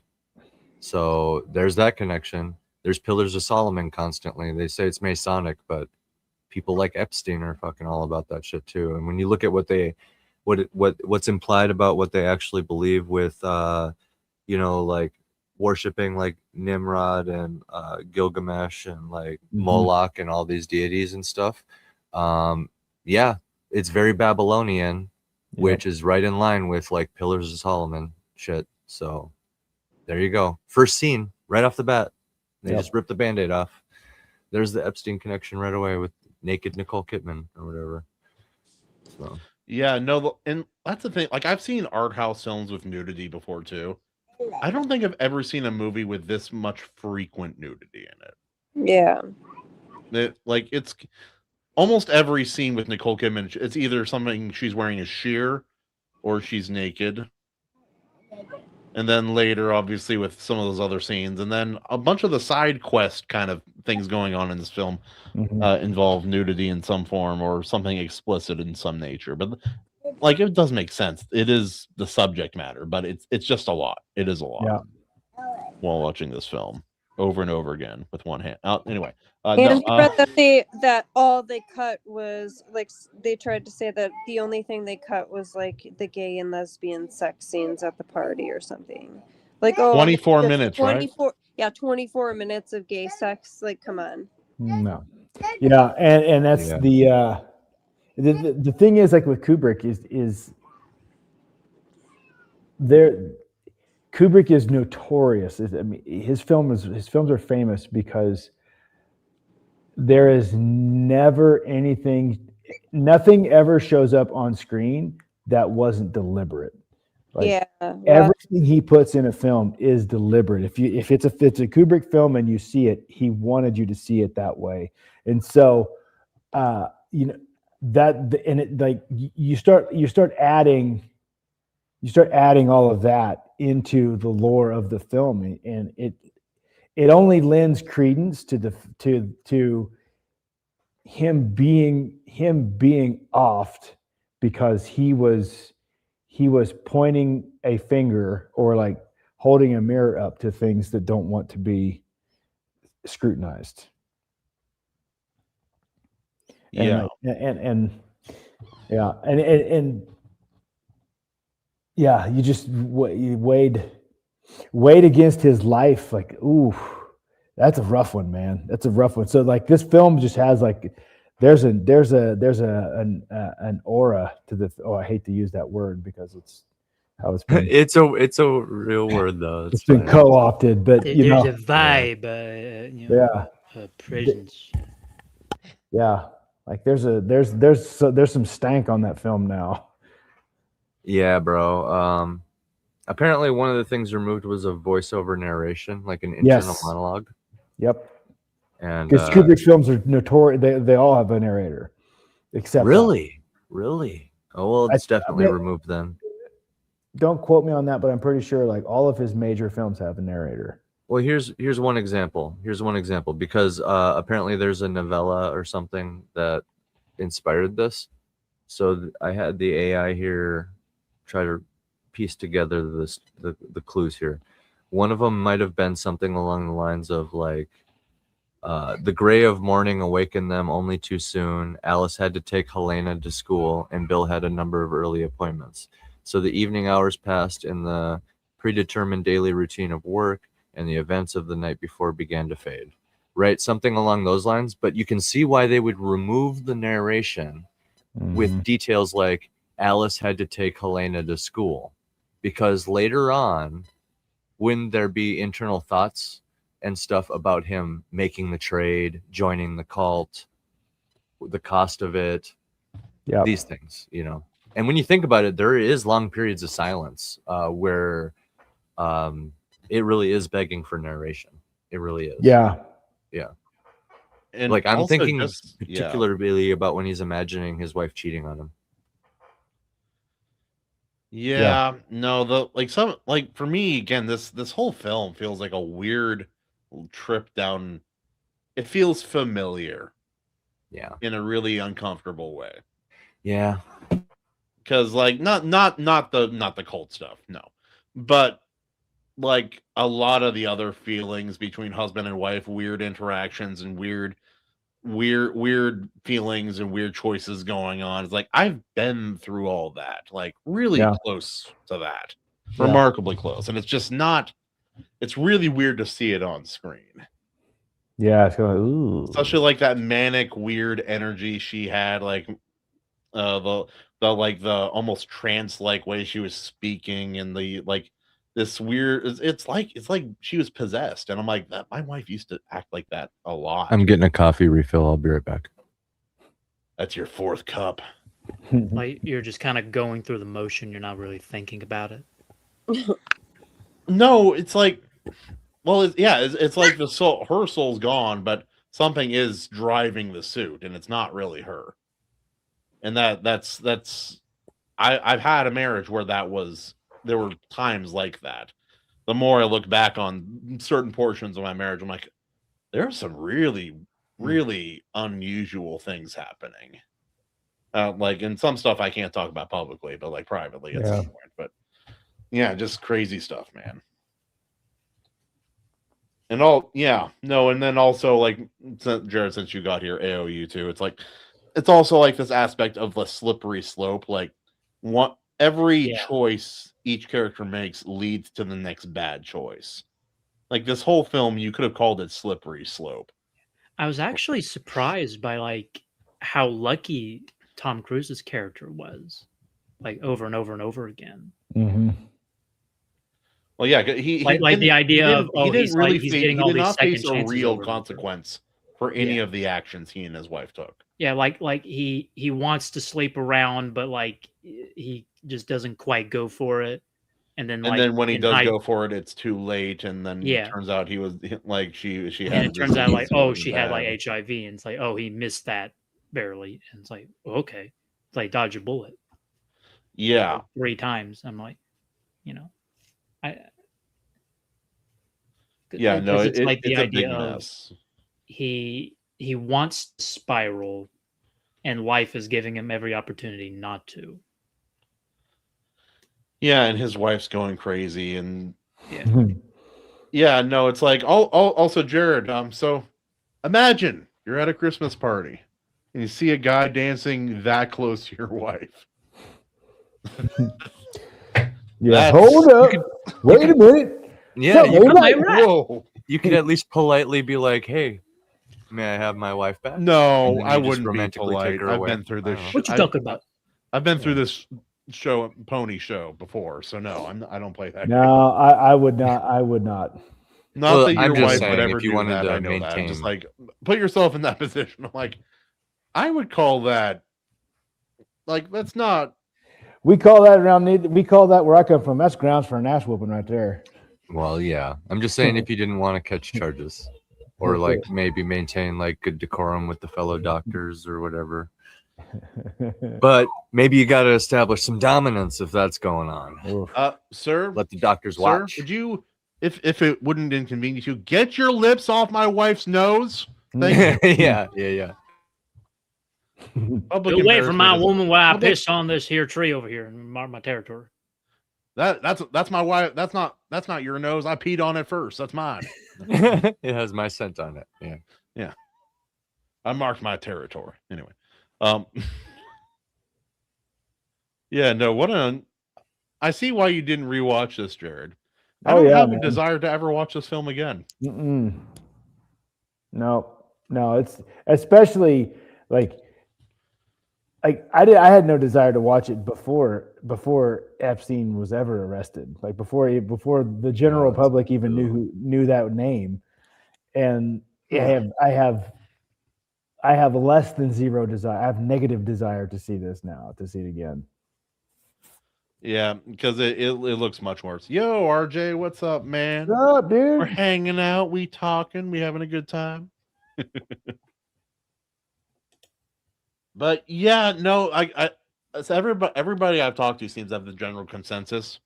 Well-made film. Uncomfortable. Too close to too much like a documentary. Yeah. No need to see it again. Yep. Pretty much. Well, it's historic now. It's even more historic. And like, if there's ever any evidence that actually surfaces that this is what killed Kubrick, then holy crap, man! Like, we can all pretty much strongly infer once you just look into it a little bit. A couple of podcasters here on this corner of YouTube figured it out, so I'm pretty sure it's pretty simple to piece together. 1 + 1 = 2. So yeah, that's a good that's a good password. No one will figure it out. It's like my safe word is don't stop. Anyway. I can't. There's no way this could go wrong. No way, no how. Oh, oh man. Guy Fawkes is in the lead, by the way, with Plague There was a Doctor. poll. What's our Plague poll? Doctor. What's the poll? Oh, Tweet it's Antonio. what mask do you choose on your way into the party, Jared? Guy Fawkes, Plague Doctor, Frank the Bunny, or any random American president? My vote's Nixon. Aroo! I told him I would go. I'd take the Guy Fawkes mask and a bomb. That seems like the right way to approach that party. Yeah. Now, if the movie was made today, it would just be a bunch of furries in a circle.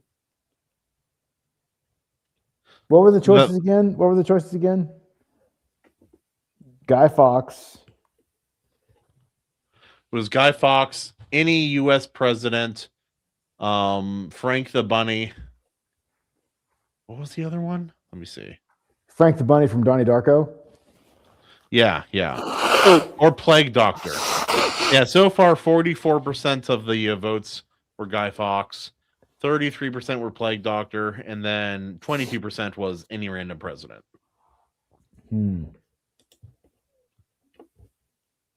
I really enjoyed the Guy Fawkes mask, so that's going to be my answer. Plus, I'm not going to go as a bunny. You can say it's a rabbit. No, that doesn't make it less anime girl-esque to me. It's not a bunny mask, it's a rabbit. A rabbit. Oh man. I would probably go as the president. I would go as the president. Yeah. Richard the Dick Nixon. Yes, perfect. No. Tricky Dick. That was his name. That was his nickname. Tricky Dick. What a name. Yeah. It's like I had a grandpa, his name was Dick, and he would not go by Richard. He would just I'm gonna go Cambodian on their asses. Oh. Yeah, no, yeah. It's like stuff like this makes me question. Like years and years ago, like 2016, 2017, there was all these interviews of a woman talking about how she was participated in all these rituals when she was a young girl and all these things. And it like not every conspiracy is true, but it does make you wonder now, like how many of those people were telling the truth and how much of what they said actually happened. It does make you question. Yep. It's kind of unfortunate. A lot of them are probably true in some capacity somewhere. Yeah. I'm sure it's true. It's like I mentioned earlier. It's like the reason people so readily accept this kind of thing in fiction, like secret societies and all these weird cults and things of that, and like leadership doing demonic things, is because on the subconscious level, everybody unknowingly believes that this could be true. Mm-hmm. Like they're like, yeah. Even if you say, "Oh, this would never happen," it's like what you readily accept in fiction. It says something about what you think of the world. In some ways, anyway.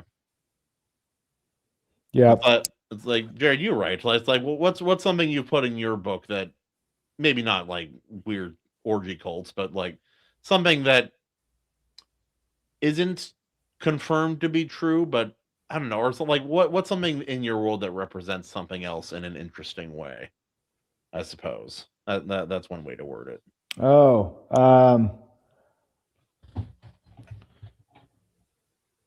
well, it depends on how you look at it. Like I didn't do it intentionally, but I could see how through like a certain lens, you could take the main antagonist of my story, my book, and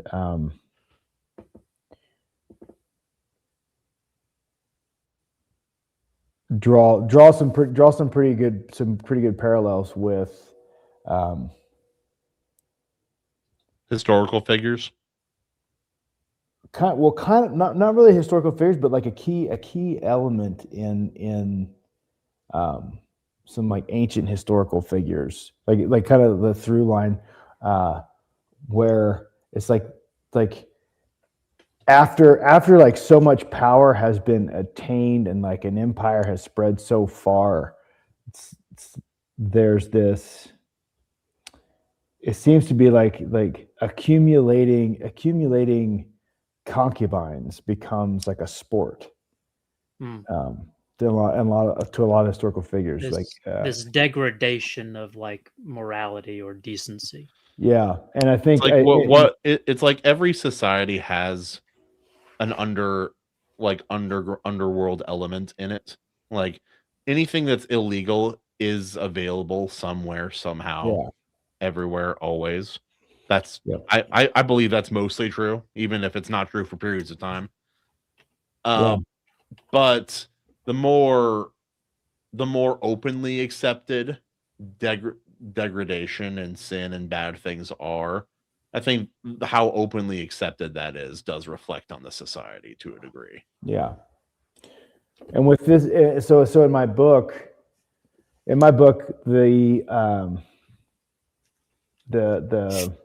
main antagonist, he has a collection of concubines, but once they are no longer appealing for him, or that he just discards them, and there's kind of like this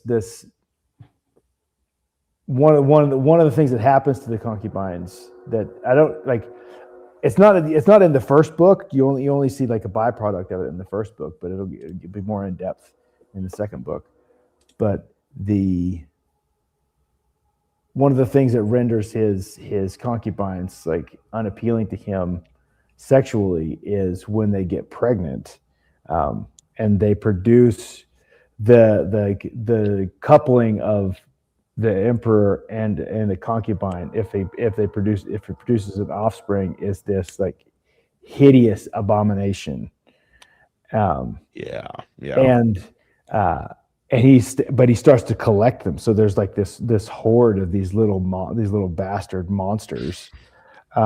There's something kind of like that in Shadow of the Conqueror, except he was truly unaware. He's like, oh, I've never had any. Like we always took care of it. There were never any children of mine. It's like, actually, this pirate that we're fighting right now is one of your children, and he is as effed up as you are. Yeah. Ooh. Yeah. These like so in my book I call them the Migia, and they never grow to full stature. They don't have any They have deformities of some kind. Well, they just have there's no facial feature, just a mouth with a lot of teeth. And but they're all kind of telepathically connected to him in some way, on some level. And so they kind of become his eyes and ears in the world. Well, I mean, for lack of a better term, they don't really have eyes, but like they become his mouth in the world. Pretty much. And they're just like these really hideous things that are kind of terrifying, because they kind of embody him in a way. It wasn't intentional, but like you think about it, it's like there's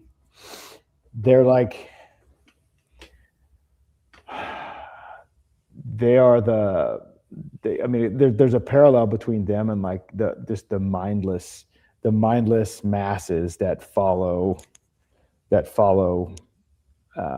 and also the different treatment of bastard children throughout history as well.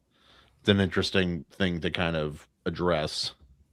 It's like they're in my bigger fantasy world, where basically I had a fantasy world that's a bit more limited, and then I have one that has a little bit more of everything.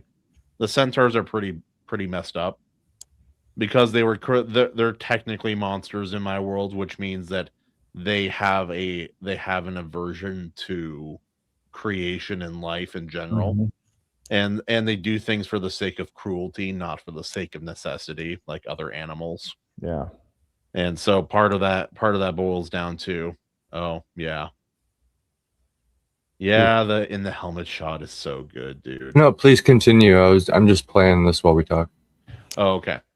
But because of how they were created, basically, the person who created the race of centaurs was a wizard, and they used the most powerful magic in the known world, which is that of combination and blending. So they had this thought. It's like, hey, what if a person had the stamina and power of a horse? And so they created centaurs. Mm. But because they were not experienced enough to know how to control it, and they weren't cautious enough, what it did was it created centaurs, which have the intelligence of people and the needs and desires of people, but none of the restraint, because animals are all instinct. Yeah. So they just turn into they are monsters. And because of how powerfully they were created, anything that they copulate with forcibly, the child will be a centaur, and most creatures die in childbirth. So there are no more horses in my world. Like they're talked about like dinosaurs. No more horses. Man, they ain't horsing around. Dang. Yeah, they really should have bridled their enthusiasm. So they took the Neanderthal way out, huh? So are there some emo horse girls anyway? Oh yeah. So we made the live act.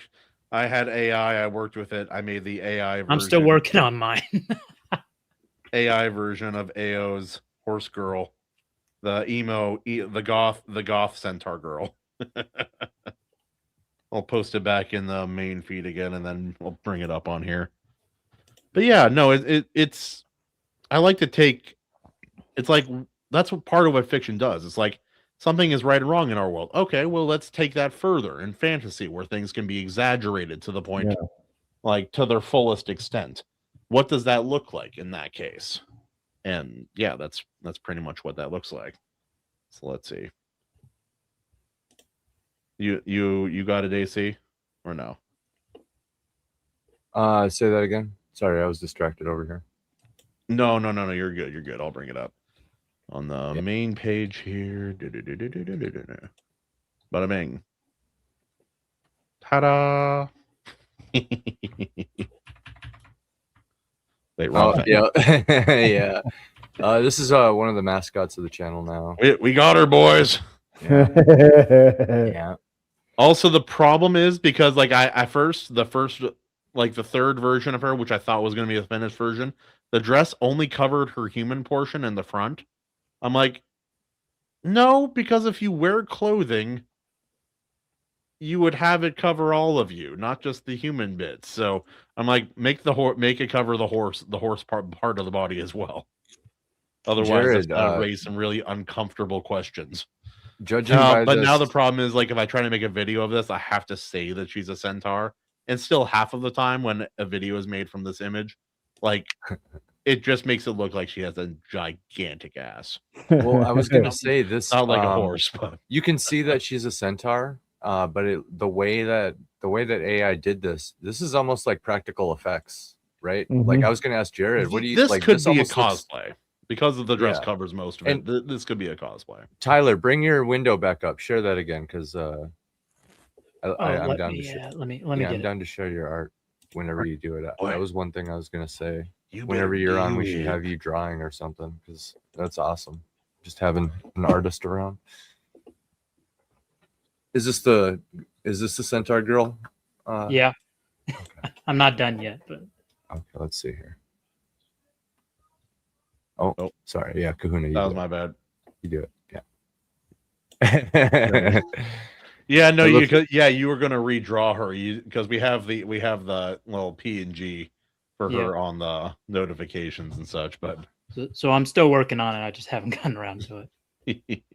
oh, you gave her horse ears too, yeah. Yeah. Somebody's been watching anime anyway. No, You figured it out. not at all. Yeah. Is she wearing Converse? She has to be wearing Converse. Give her okay, so since horses have longer legs, give her some Converse high tops that Okay. lace up a little bit. Yeah. Goes up to like that first knee joint. Yeah, that would be perfect. or at least on the backside only or something. I don't know, but like goth girls, I feel like a lot of scene girls and goth girls like always wore those super high top Converses that like keep lacing up almost like a corset. Yeah, no, whenever there's a centaur in fiction, it always raises some anatomical questions I'm not brave enough to ask. I have a question about centaur anatomy, and it's more centaur anatomy theory. It's like, so a horse's abdomen, horses have massive lungs and a huge intestinal cavity. But then you add a human torso on top of that. Is like, what's in the human torso? Is it just like extra lungs? Like what's in there? 2 sets of lungs, a separate stomach. They would have a crazy metabolism, actually. Now that you think about it, but what's in the? Like, what is in? Where are the guts in it's already a monster. It's already a monster with 6 I don't know about centaurs in general, but you know what? I have some effed up anatomy details about mine in my fantasy world. So you know how like the there's the question, is it the horse genitals or the human genitals? Oh, it's gotta be the horse, right? It's both. It's yeah. See, yeah, that's a monster. Yeah. Yeah. See, that gets uncomfortable real quick. Now it's like a demonic monster. So do they wear like the thing around the? Where is it? Where? See, now you want to know. Where is it? Wait till you start thinking about centaur cows with like the udders. So I thought you were going to say something right there where the chest starts turning into the front legs, and then also in the back. Okay, that's what I was wondering. Yeah. Oof. Damn. Also, Billy Judd is asking you, did you hear about James Vanderbeek? Is he dead? Yeah, dude. Oh, no way. Oh, Robert Duvall died recently. Yeah, no, a whole bunch of people were puking out here recently. How Bill's writing. I get this I'm writing a wholesome Zorn adventure, and I get that comment. Oh man. It's like we were taught, like blue collar work at work today. We were talking about racial slurs, obviously, because that's something we do. It's like I learned a new one for white people recently. Mayonnaise monkeys. I'm sitting there. I'm like, I would love to be called that by somebody. Not as bland as cracker. So that's so generic. Absolute cinema. No, this is coming together good, man. Yeah. No, for this one, I tried to have a video where the Grok version or whatever, where she is flirting with a boy in a stable, but because she's behind a half door, he doesn't see that she's a centaur, and so he has to find out later. It'd be fun. How'd you like to go for a ride? I was about to ask you. Hair's standing up. Here's a question that not related to anything we've been talking about. What's a movie that scared you as a child or made you like nervous? Like scared me then, but not now, or still does? Either one. Blair Witch Project. Let me think. That movie scared the living crap out of me for a couple of reasons. But which one was it? Oh, the Blair Witch Project. It has everything, nothing to do with the film and everything to do with the prep. Yeah. Also, What Lies Beneath. Never saw that. Or did I see that one? I might have seen that one. But no, I was a young teenager when I saw the Blair Witch Project, not in theaters. But my dad said this is a found footage film. Most of those are fake, but this one is real. It's not real. But he had us convinced, me and my buddies and my brother, that it was just a found footage film, and this is the best. Like, to the best of their ability, this is how they put it together in a basic order, and this is the best guess they have. And with that understanding, that film is very, very scary if you believe that it's actual found footage. That's the only way it's really scary, in my opinion. But yeah, so I was terrified of that movie. What about you, Jared? RoboCop. That movie's kind of scary, actually. Like I was way too young for the. Also, there are tits in that movie. Oh yeah, for that and like the sheer amount of violence in that movie for being young, I was like, holy shit, this is terrifying. They shot the guy in the balls. Baby Jared's like, oh my gosh, yeah. After the movie, justice. Dude, my grandma Christmas, Granny Christmas, she was kind of wild. I think I like her already. Yeah. yeah. But I think I was probably like, had to be young. Yeah. What year did RoboCop release? Before I was born. 80 something. It was 87. Okay. So it was 87 and 7 years before I was born. Yeah. I saw it on HBO. So that would have been probably 88. I was 10 years old. That was 10 years 9 old. years before I was born. No.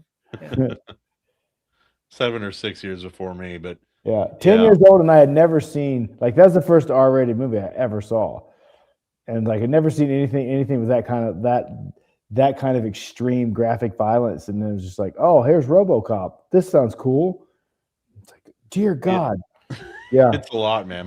My sister had an experience like that too, because my sister, she's vintage 98, and so when she was pretty young, maybe a year after it came out, she watched Spider-Man, the original one, Tobey Maguire. Yeah.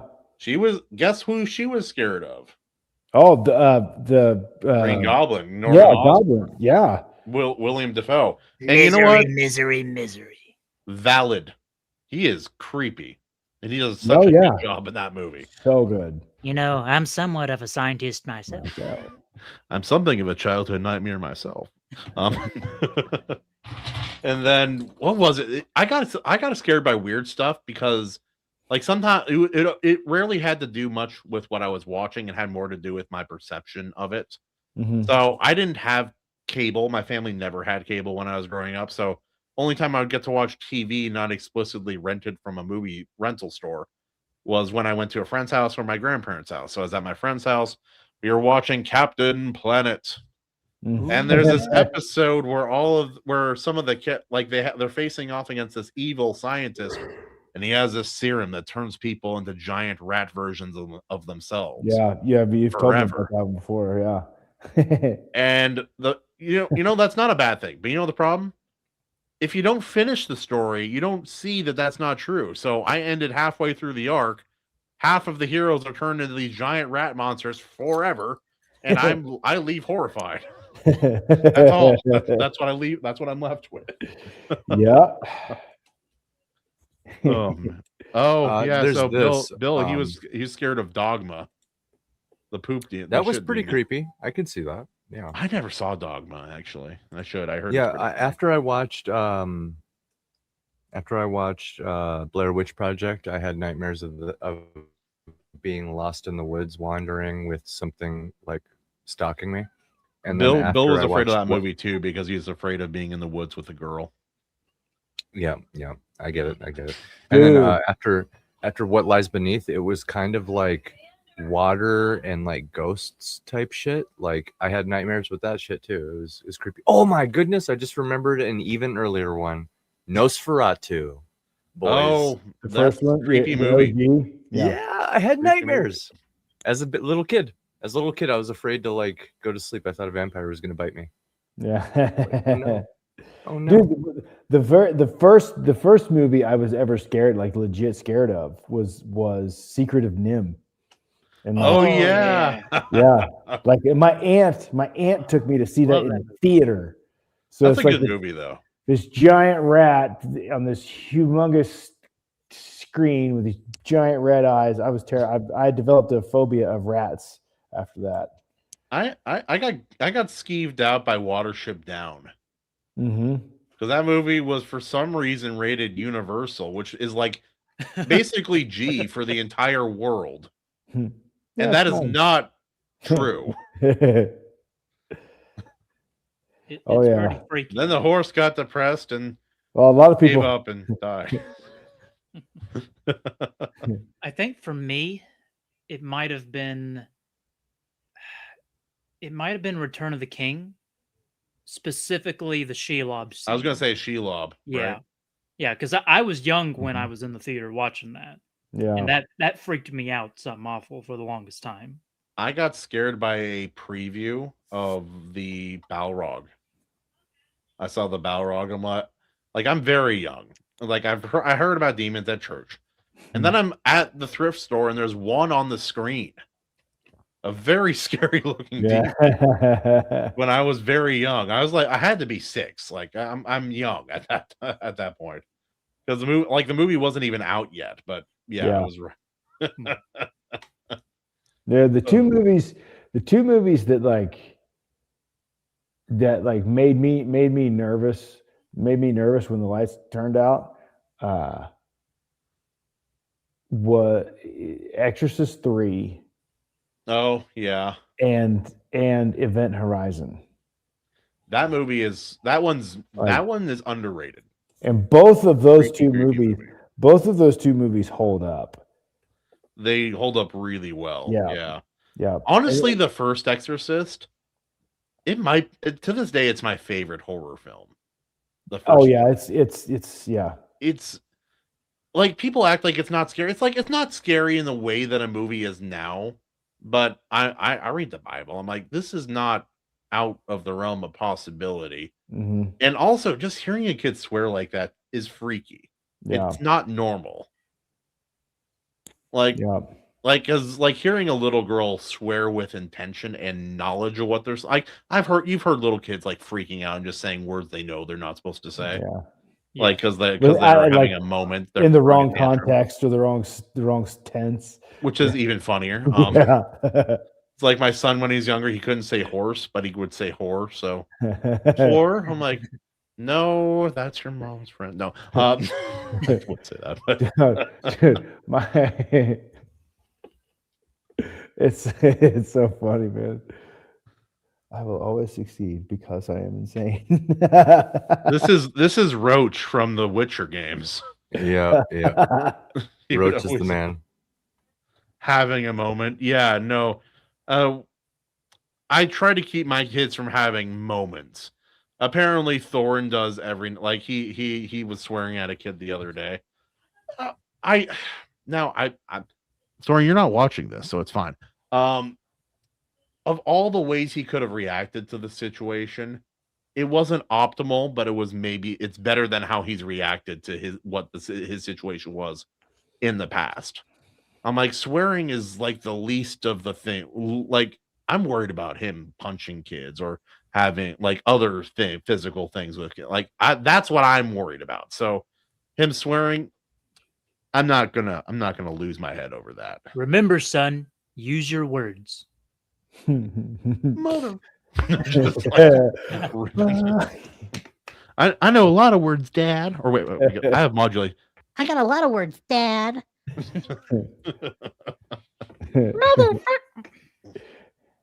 It's like my mom's like, he's 9, he shouldn't swear at all. I'm like, she's like, when did you start swearing? I'm like, when I was 14. I was a baby, dude. I was mostly an easy child, mostly. And then like I wasn't scared of it, but it did create like a weird fascination as a child. I went to my grandparents' house when I was sick. I was like, all right, well, let's turn on Sci-Fi Channel. It's always weird, even if it's not good. It's always weird, so that's fun. And I watched a movie about a shark-human hybrid, and then that became a weird period of like obsession about those kind of. You know how many movies there are about that? A lot. That specific hybridization? Yes, humans and sharks. Shocking amounts. Yeah, like I'm talking almost 30. They had a whole month dedicated to it when I was a kid. And so I watched more than almost sharks all and tornadoes. Was it leading up to Shark Week?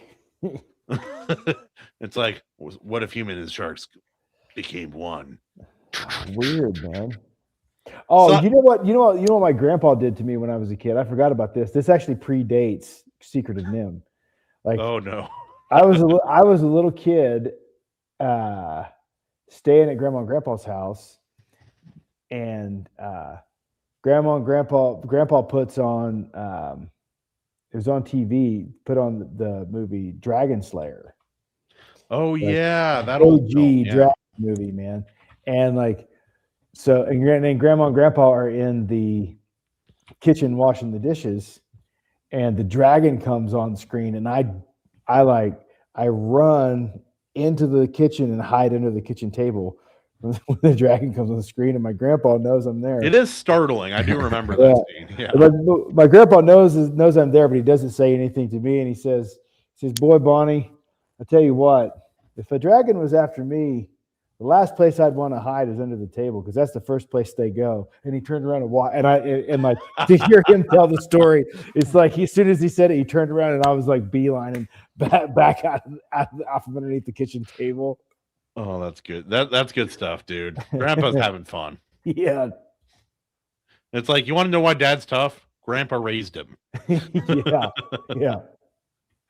Oh man. Wait, pause that. Where'd it go? Full screen. There we go. We'll share here. But yeah, so I might look it up in a second because I'm curious. How many shark human hybrid movies are there? Oh, dude. And looking back, I'm like, there is a weird common theme. I'm very curious. It's like I did note, like looking back, there's this weird idea. It's like the woman having a desire to be monstrous.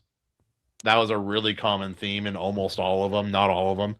It's like, because like in some versions, woman and the shark, they figure it out old school.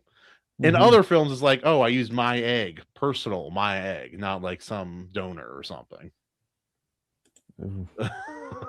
Weird. I remember this. This is good. Actually, yeah. Share the sucker real quick.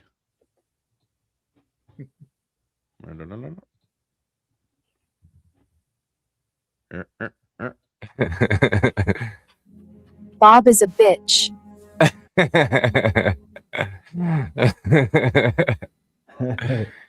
pretty great.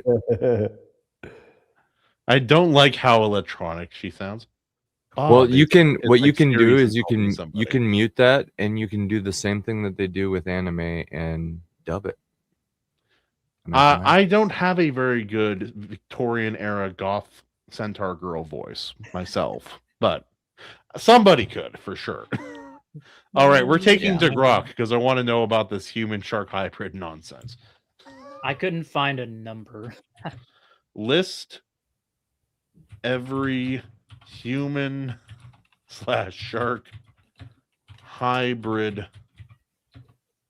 film. Let's see. Well, it's more than 47. Oh, holy smoke. How many of these have I seen? It's probably a lot. It's probably more than it should be. Hammerhead Shark Frenzy 2005. All the way Shark Side of the Moon 2020. Shark Side of the Moon 2020. Wow. That is so funny. I want to watch that movie. Sharks versus mermaids. Oh my goodness. Oh, so like they're like werewolves. They're like weresharks. That's what that one's about. Creature. No, there has to, like, they're not going to list it on Grok, but there's a whole bunch of them. I remember there being like a whole month of these dang movies. Oh yeah. No, I remember that. Devilfish. That was that I saw that one. Yeah. Also known as Monster Shark. Shark. Red on the ocean. We're devouring Shark waves. Boy and Lava Girl. I don't think that one counts. Apparently they had they had a whole bunch of names for it. Oh yeah, and then you have like the weird human shark hybrid babies, and they're like, it's dumb, dude. It was a weird thing to have an obsession about as a child. I'm thinking the future. I'm like, look, I lay my eggs, and then you spread your fertilizer. I got eggs for you.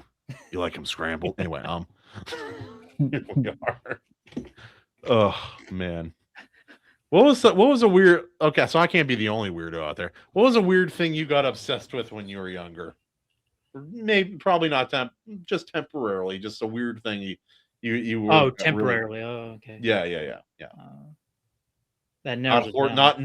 Not the proper proportions of horse girl ears. Ao.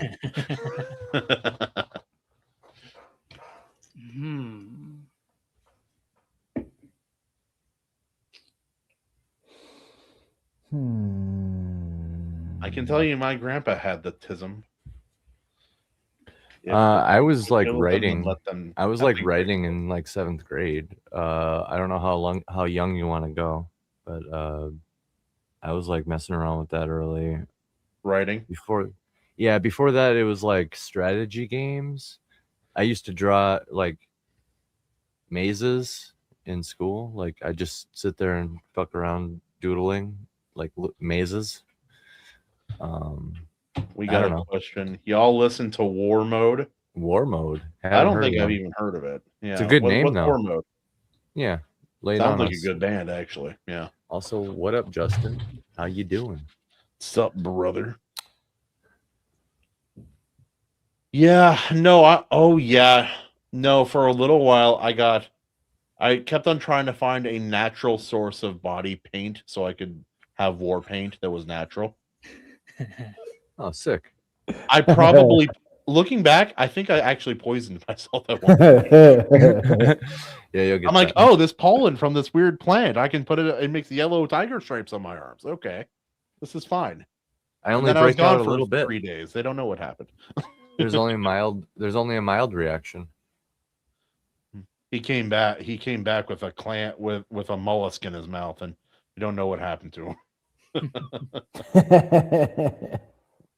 Oh, I remember the first time I was scared of an animal, centipede. Mm. Oh yeah. I was in Hawaii at my grandma's house, north side, Honokohau Valley. Sat down on the toilet to do my business, and because the walls and the doors are not real walls and doors, the walls only go up 8 feet for most of the house. So it like the house is very open in that way, very, very tropical in that way. And underneath the bathroom slider door comes this thick as one of my ring, probably my ring finger. Blech. Black 9 or 10 inch centipede. And that thing wants my ass. It goes after my feet, and then I lift my legs off the floor, and I'm yelling, and it's reaching up trying to get my. One of the most aggressive animals I've ever encountered. And it's not just that one. I've talked to other people who deal with them all. They're aggressive mother effers, dude. They will go after you. Dude, imagine if that thing was like 2 or 3 feet long. That's horrifying. Oh yeah, no, that's a big nope for me. I would believe I would be their extinction event if that were true. Yes. I would be there. Yeah. I'm like, all will be fine. You just all these centipedes just have to wear this yellow star. It's not weird. Anyway, we just made a giant centipede Nazi joke. So moving on from that. My first animal / bug was probably a spider. Spider fear. For me, when I was a child, exposure therapy worked. I was afraid of heights, and then my dad lifted me up on a 33 feet up on the fork of a forklift and started shaking it around. I was very young. I was like 10, maybe. Anyway, I wasn't afraid of heights after that. I got bitten by a spider around the same age, and then I had to be hospitalized, and then they had to clean it out and cut out the dead flesh a month later, and it was fun. Recluse, a brown recluse. That's what we think. Yeah. I say it is just because it's easier. We don't know for sure. Yeah. But yeah, if it goes necrotic like that, though. Yeah. Well, like we got shots in it right away, but like I got bitten in the morning, and by that night I couldn't walk. Whoa. Yeah, it could have been. It could have been a red recluse, a yellow recluse, a white recluse. You know, we don't know. Every race of recluse, yes. Yes. Reckless recluse. Yeah, recluse. Yeah. White trash recluse. Yeah. Those are the dirtiest. You gotta be Those are careful the with those dirtiest. ones. Yeah. The Rouge They'll Recluse. give you a really good deal on stolen goods, but then they'll also like go after your family. Yeah. Oh man. I'm trying to think of like what random thing I got obsessed with when I was a kid.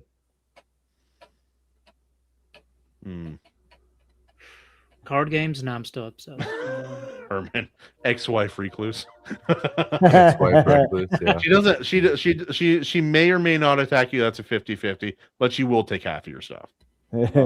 And she is a spider lady. Thoughts on the? Well, nothing wrong. Nothing. I love all the film people. Which they never Jews have relevant- specifically? Like, Right, the ones that there's this one any guy a class long of time ago. They really nailed him. Anyway, Mel Brooks, I like him. You know, he's nice. He's funny. It's like ask me that about any group of people. Do you like black people? Like largely, yeah. Oh, but just I also large grew up in ones, huh? Tacoma, Okay. So yeah, literally, we're talking. There's nothing wrong with any group until they become like cannibal PDF cults. You know what I'm saying? Then they got to go. And still, that comes down to individuals, not. It's like you can't. Yeah, that's not a gene. Yeah, Not yeah. born with Some that. communists, not all. Just... we can largely agree. Communism. I'm sure communists are people. So that's fair. Oh, yeah. You know what? I got like where my tism showed up when I was a kid. Like I would organize random things. Oh, and I would have like these like this small collection of toys organized thusly, and then this other collection of unrelated toys organized thusly in another place, and like I would do that a lot. No, I could see that. I collected a lot of rocks. I remember that. I would just grab rocks, and then I'd give them to my family as gifts, and they'd have to pretend they like it, or at least my grandma did. It's like, oh, this is a nice rock. I'll put it with the other rocks. I found it in your driveway. I would scribble pictures on homework before I turned it in. I would like draw a whole portrait on the back or something. So you were I don't always, do that you anymore. were always I don't have homework. so the guy who does animation and art also did that was also doing art. But I don't have homework anymore, so technically. Pay the snow. Wow, I don't know what's going on here. Hypernormalization. It's a modern day nonsense term, in my opinion.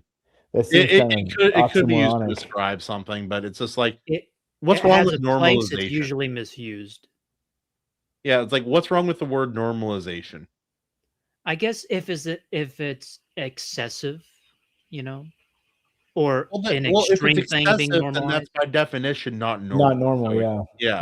That's an oxymoronic word. No, I mean like they're pushing to normalize it in an extreme way. Yeah, like aggressive normalization. I agree with the idea, but not the word. I don't like. So that's I don't like the word. Yeah, bad word. It sounds like normalization. It sounds like a Zoomer word. I'm not, dude.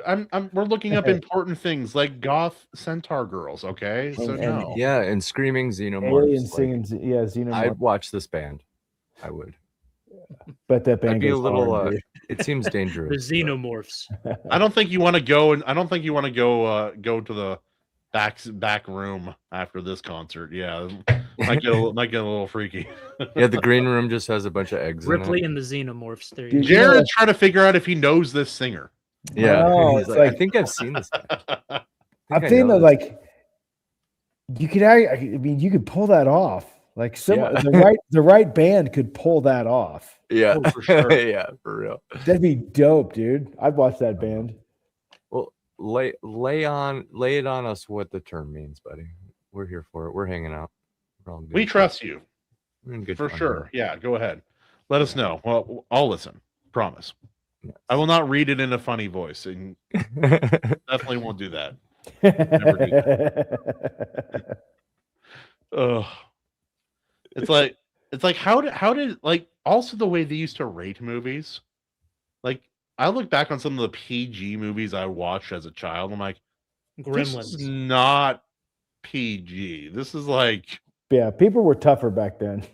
Yeah. it's like PG still had nudity in some of those films back Yeah. then. The good old days. Oh, there you go. All right. Hi, I'm from Australia. It's all right. Did you have to type that upside down or what? Anyway, hi, welcome. Actually, yeah, no, because yeah, you guys are probably just waking up now if you're in Australia. Yeah, what up, Australia? Good day, mate. Good day, mate. They're Trip tuning on in the from the Bobby. future, man.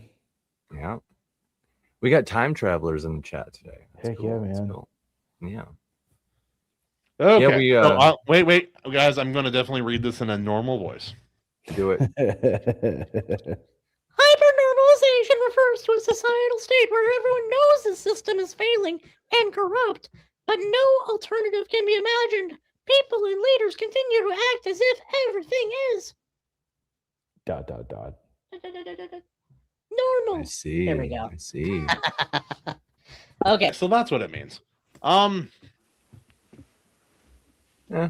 So knowing that, so nihilism. I think that's kind of like where we're at. No, it kind of is kind of like it's a nihilistic.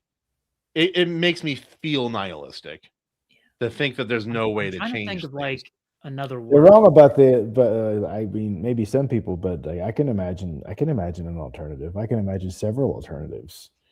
They all involve a lot of violence and public What's the word? executions. Apathetic or something? Yeah, I think step one is finding all the members of the Eyes Wide Shut cult in real life. Yep. Yeah. No, I haven't even read a lot of the stuff that's coming out. It's but I think the thing is, like, for a lot of us, we're not surprised by anything that's being revealed at this point.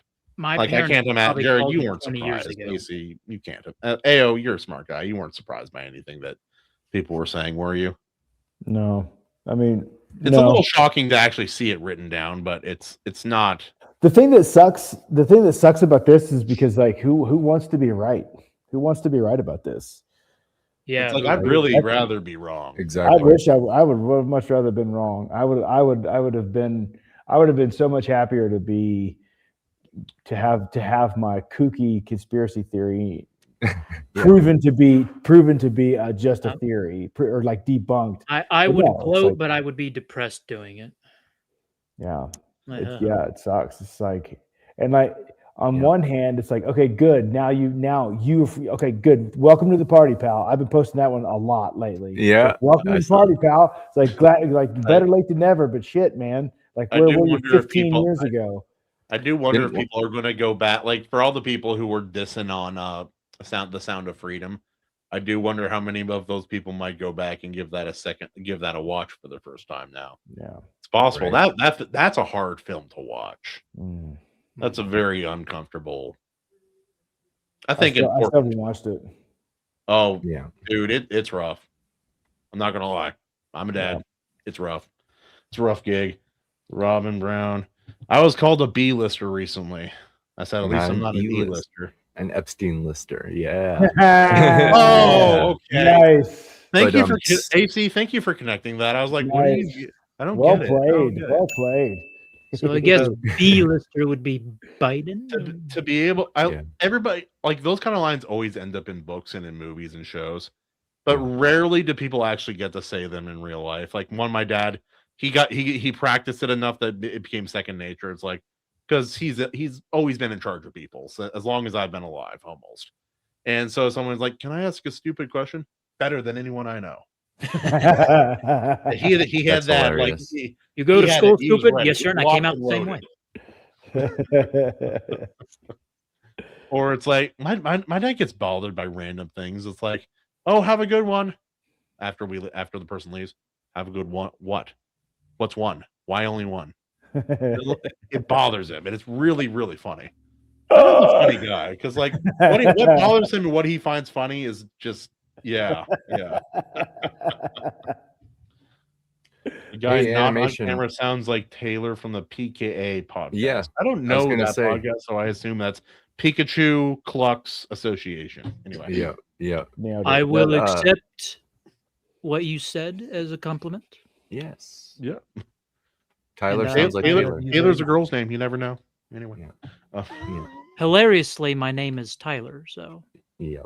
It's close. It's close. very close. Oh, here's a question. Ayo. I know your name is Tyler, but it's really weird to call you that for some reason. I'll reveal why in a minute. What do you think of other guys with the name Tyler? As an average, based on your own personal experience. They tend to be taller than me.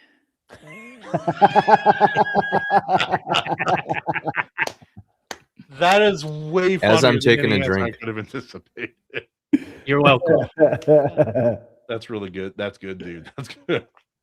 I was gonna say most of the Tylers I know were either really good with women or really douchey or both. One does not preclude the other.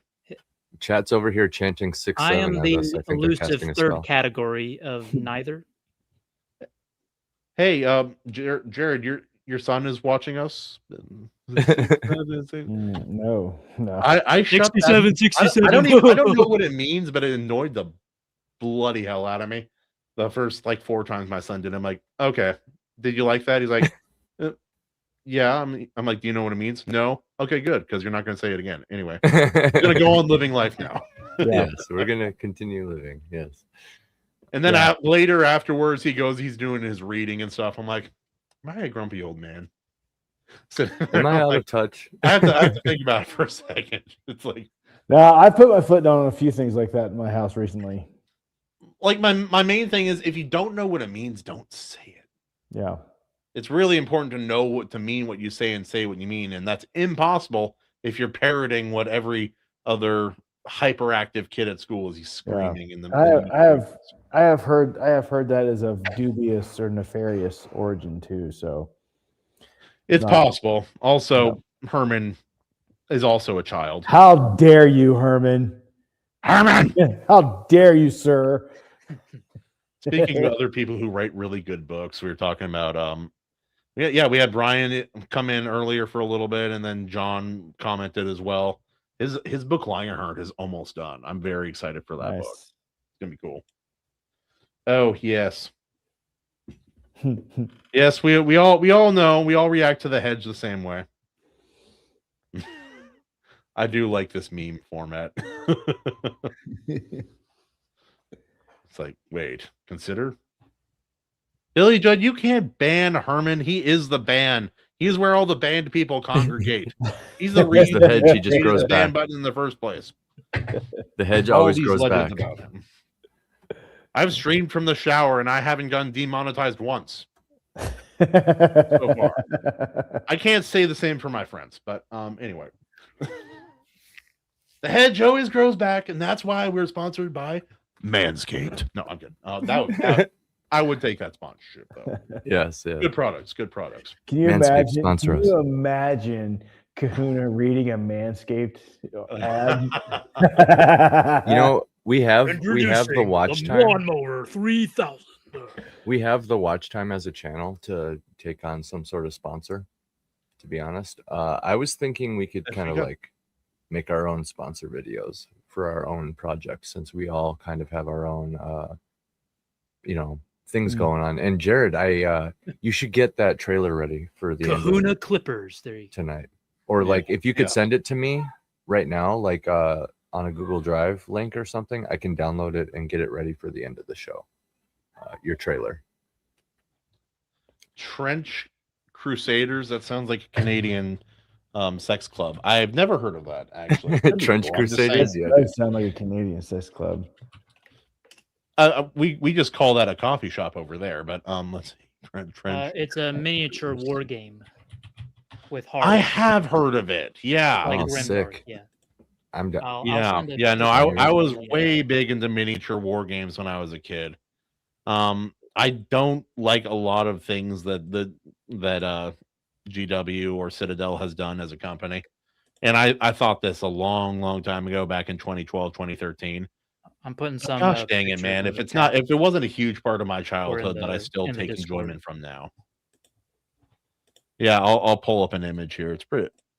They have some neat miniatures. View image. Share the screen. Which screen? I don't know. This one. Yeah. This one. This one. Let's see. Yeah, I don't know much about the lore. I just was aware of it.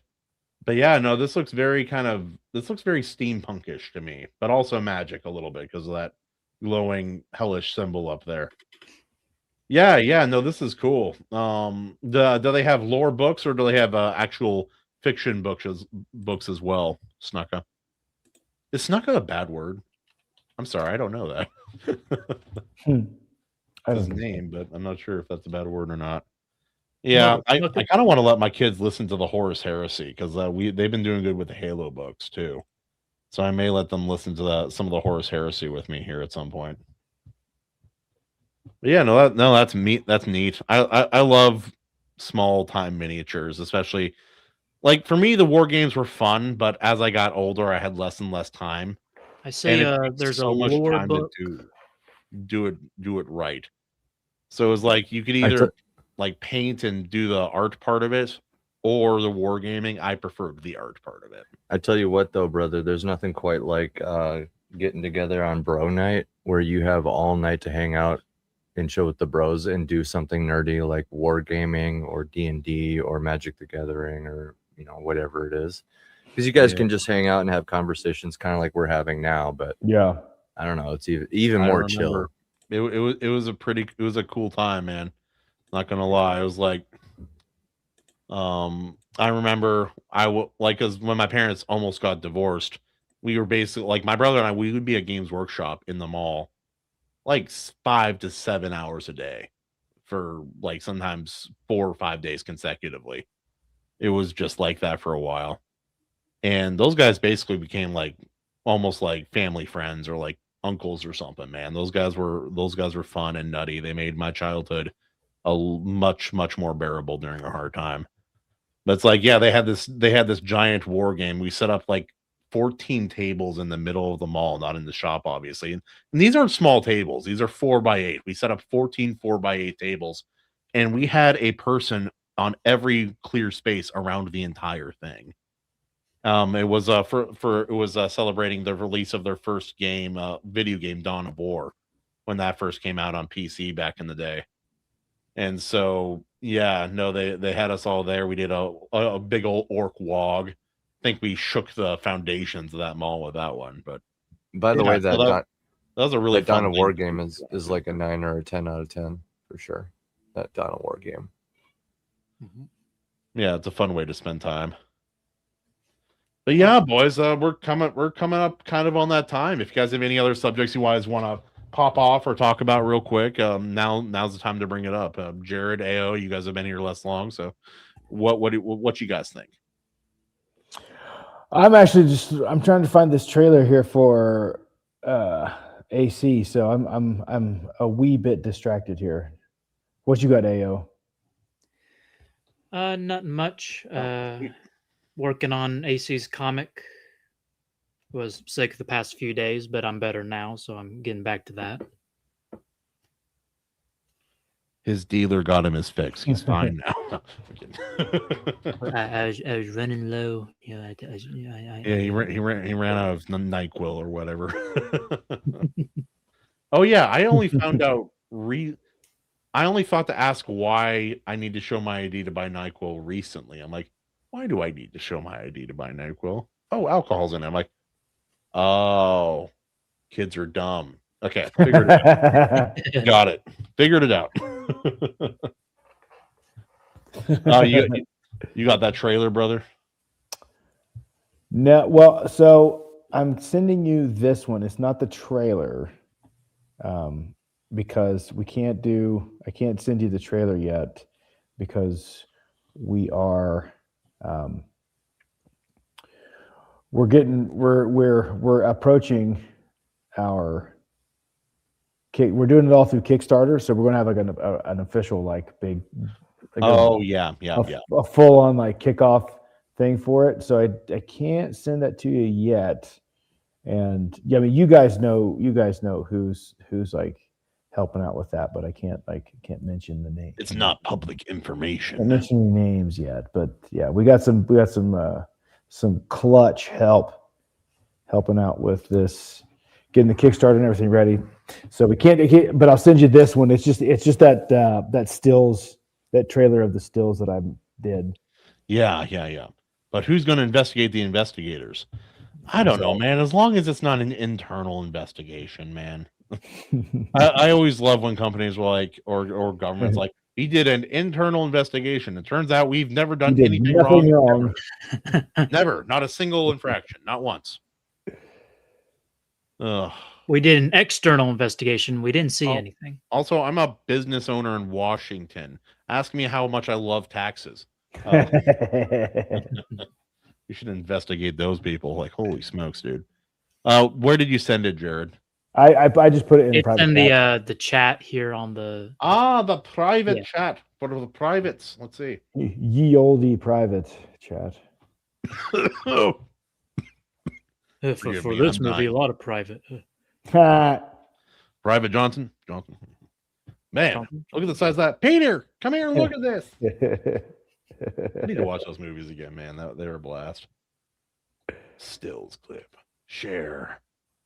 Add to the stage. Ooh. Right there. And ooh.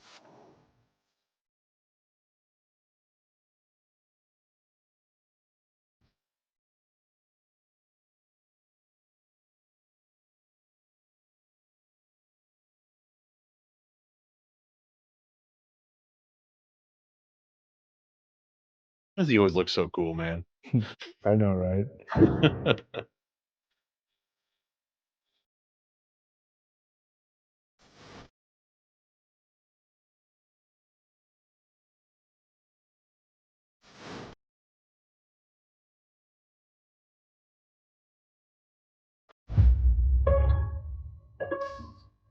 Where chat is good.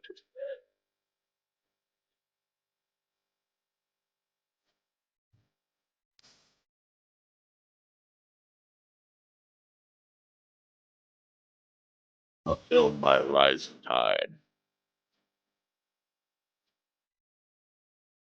For those wondering, this is a romantic comedy. Yes. No, man. I'm so excited, man. And you guys did the last of the shoots just recently, right? Or you have a couple extras left?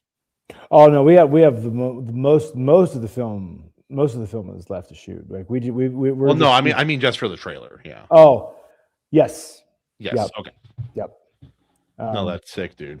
And and we did. Oh, I can show you this, like what I'm working on here. We did some production stills last night, and so I'm getting ready to. I'm working on. Just started doing some mock-ups for the movie posters. Yeah. Sweet.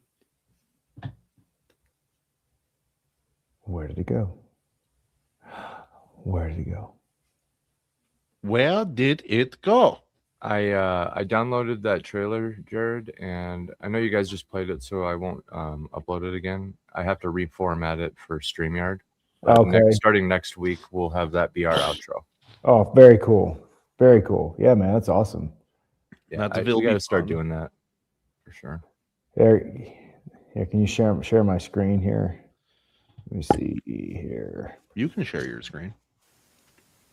The little plus TV button, TV button at the bottom. There we go. And if you ever need help, like putting together a poster or something, just shout. See what okay.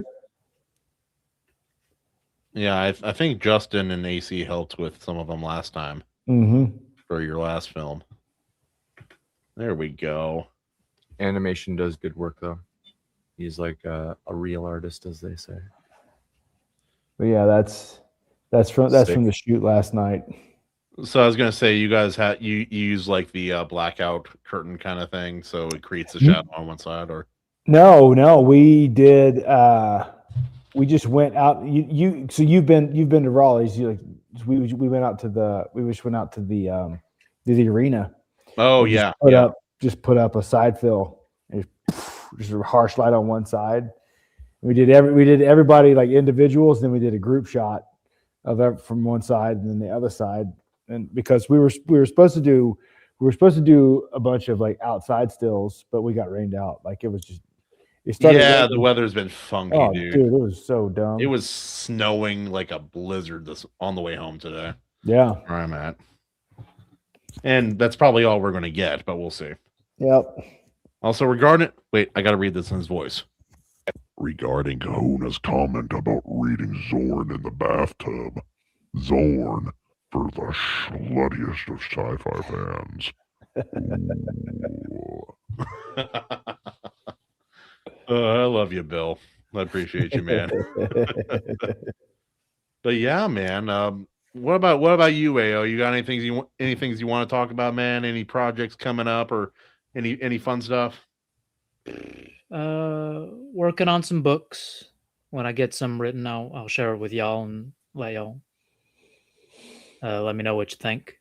I know a man who can read it. Acey's comic is coming up. We're working on that, trying to get ahead on me falling behind. That's about it for now.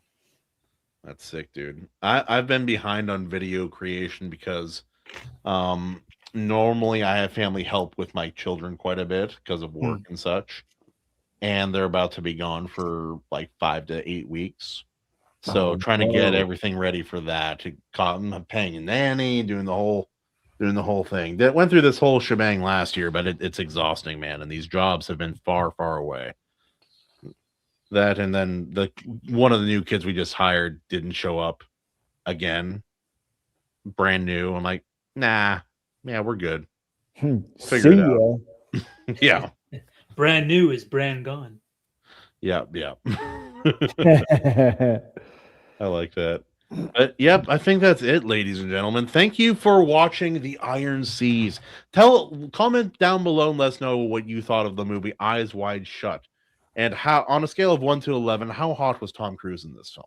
Anyway, comment down below, and I will see you next Tuesday at 6:30 PST, the Lord's time. Thank you for joining us.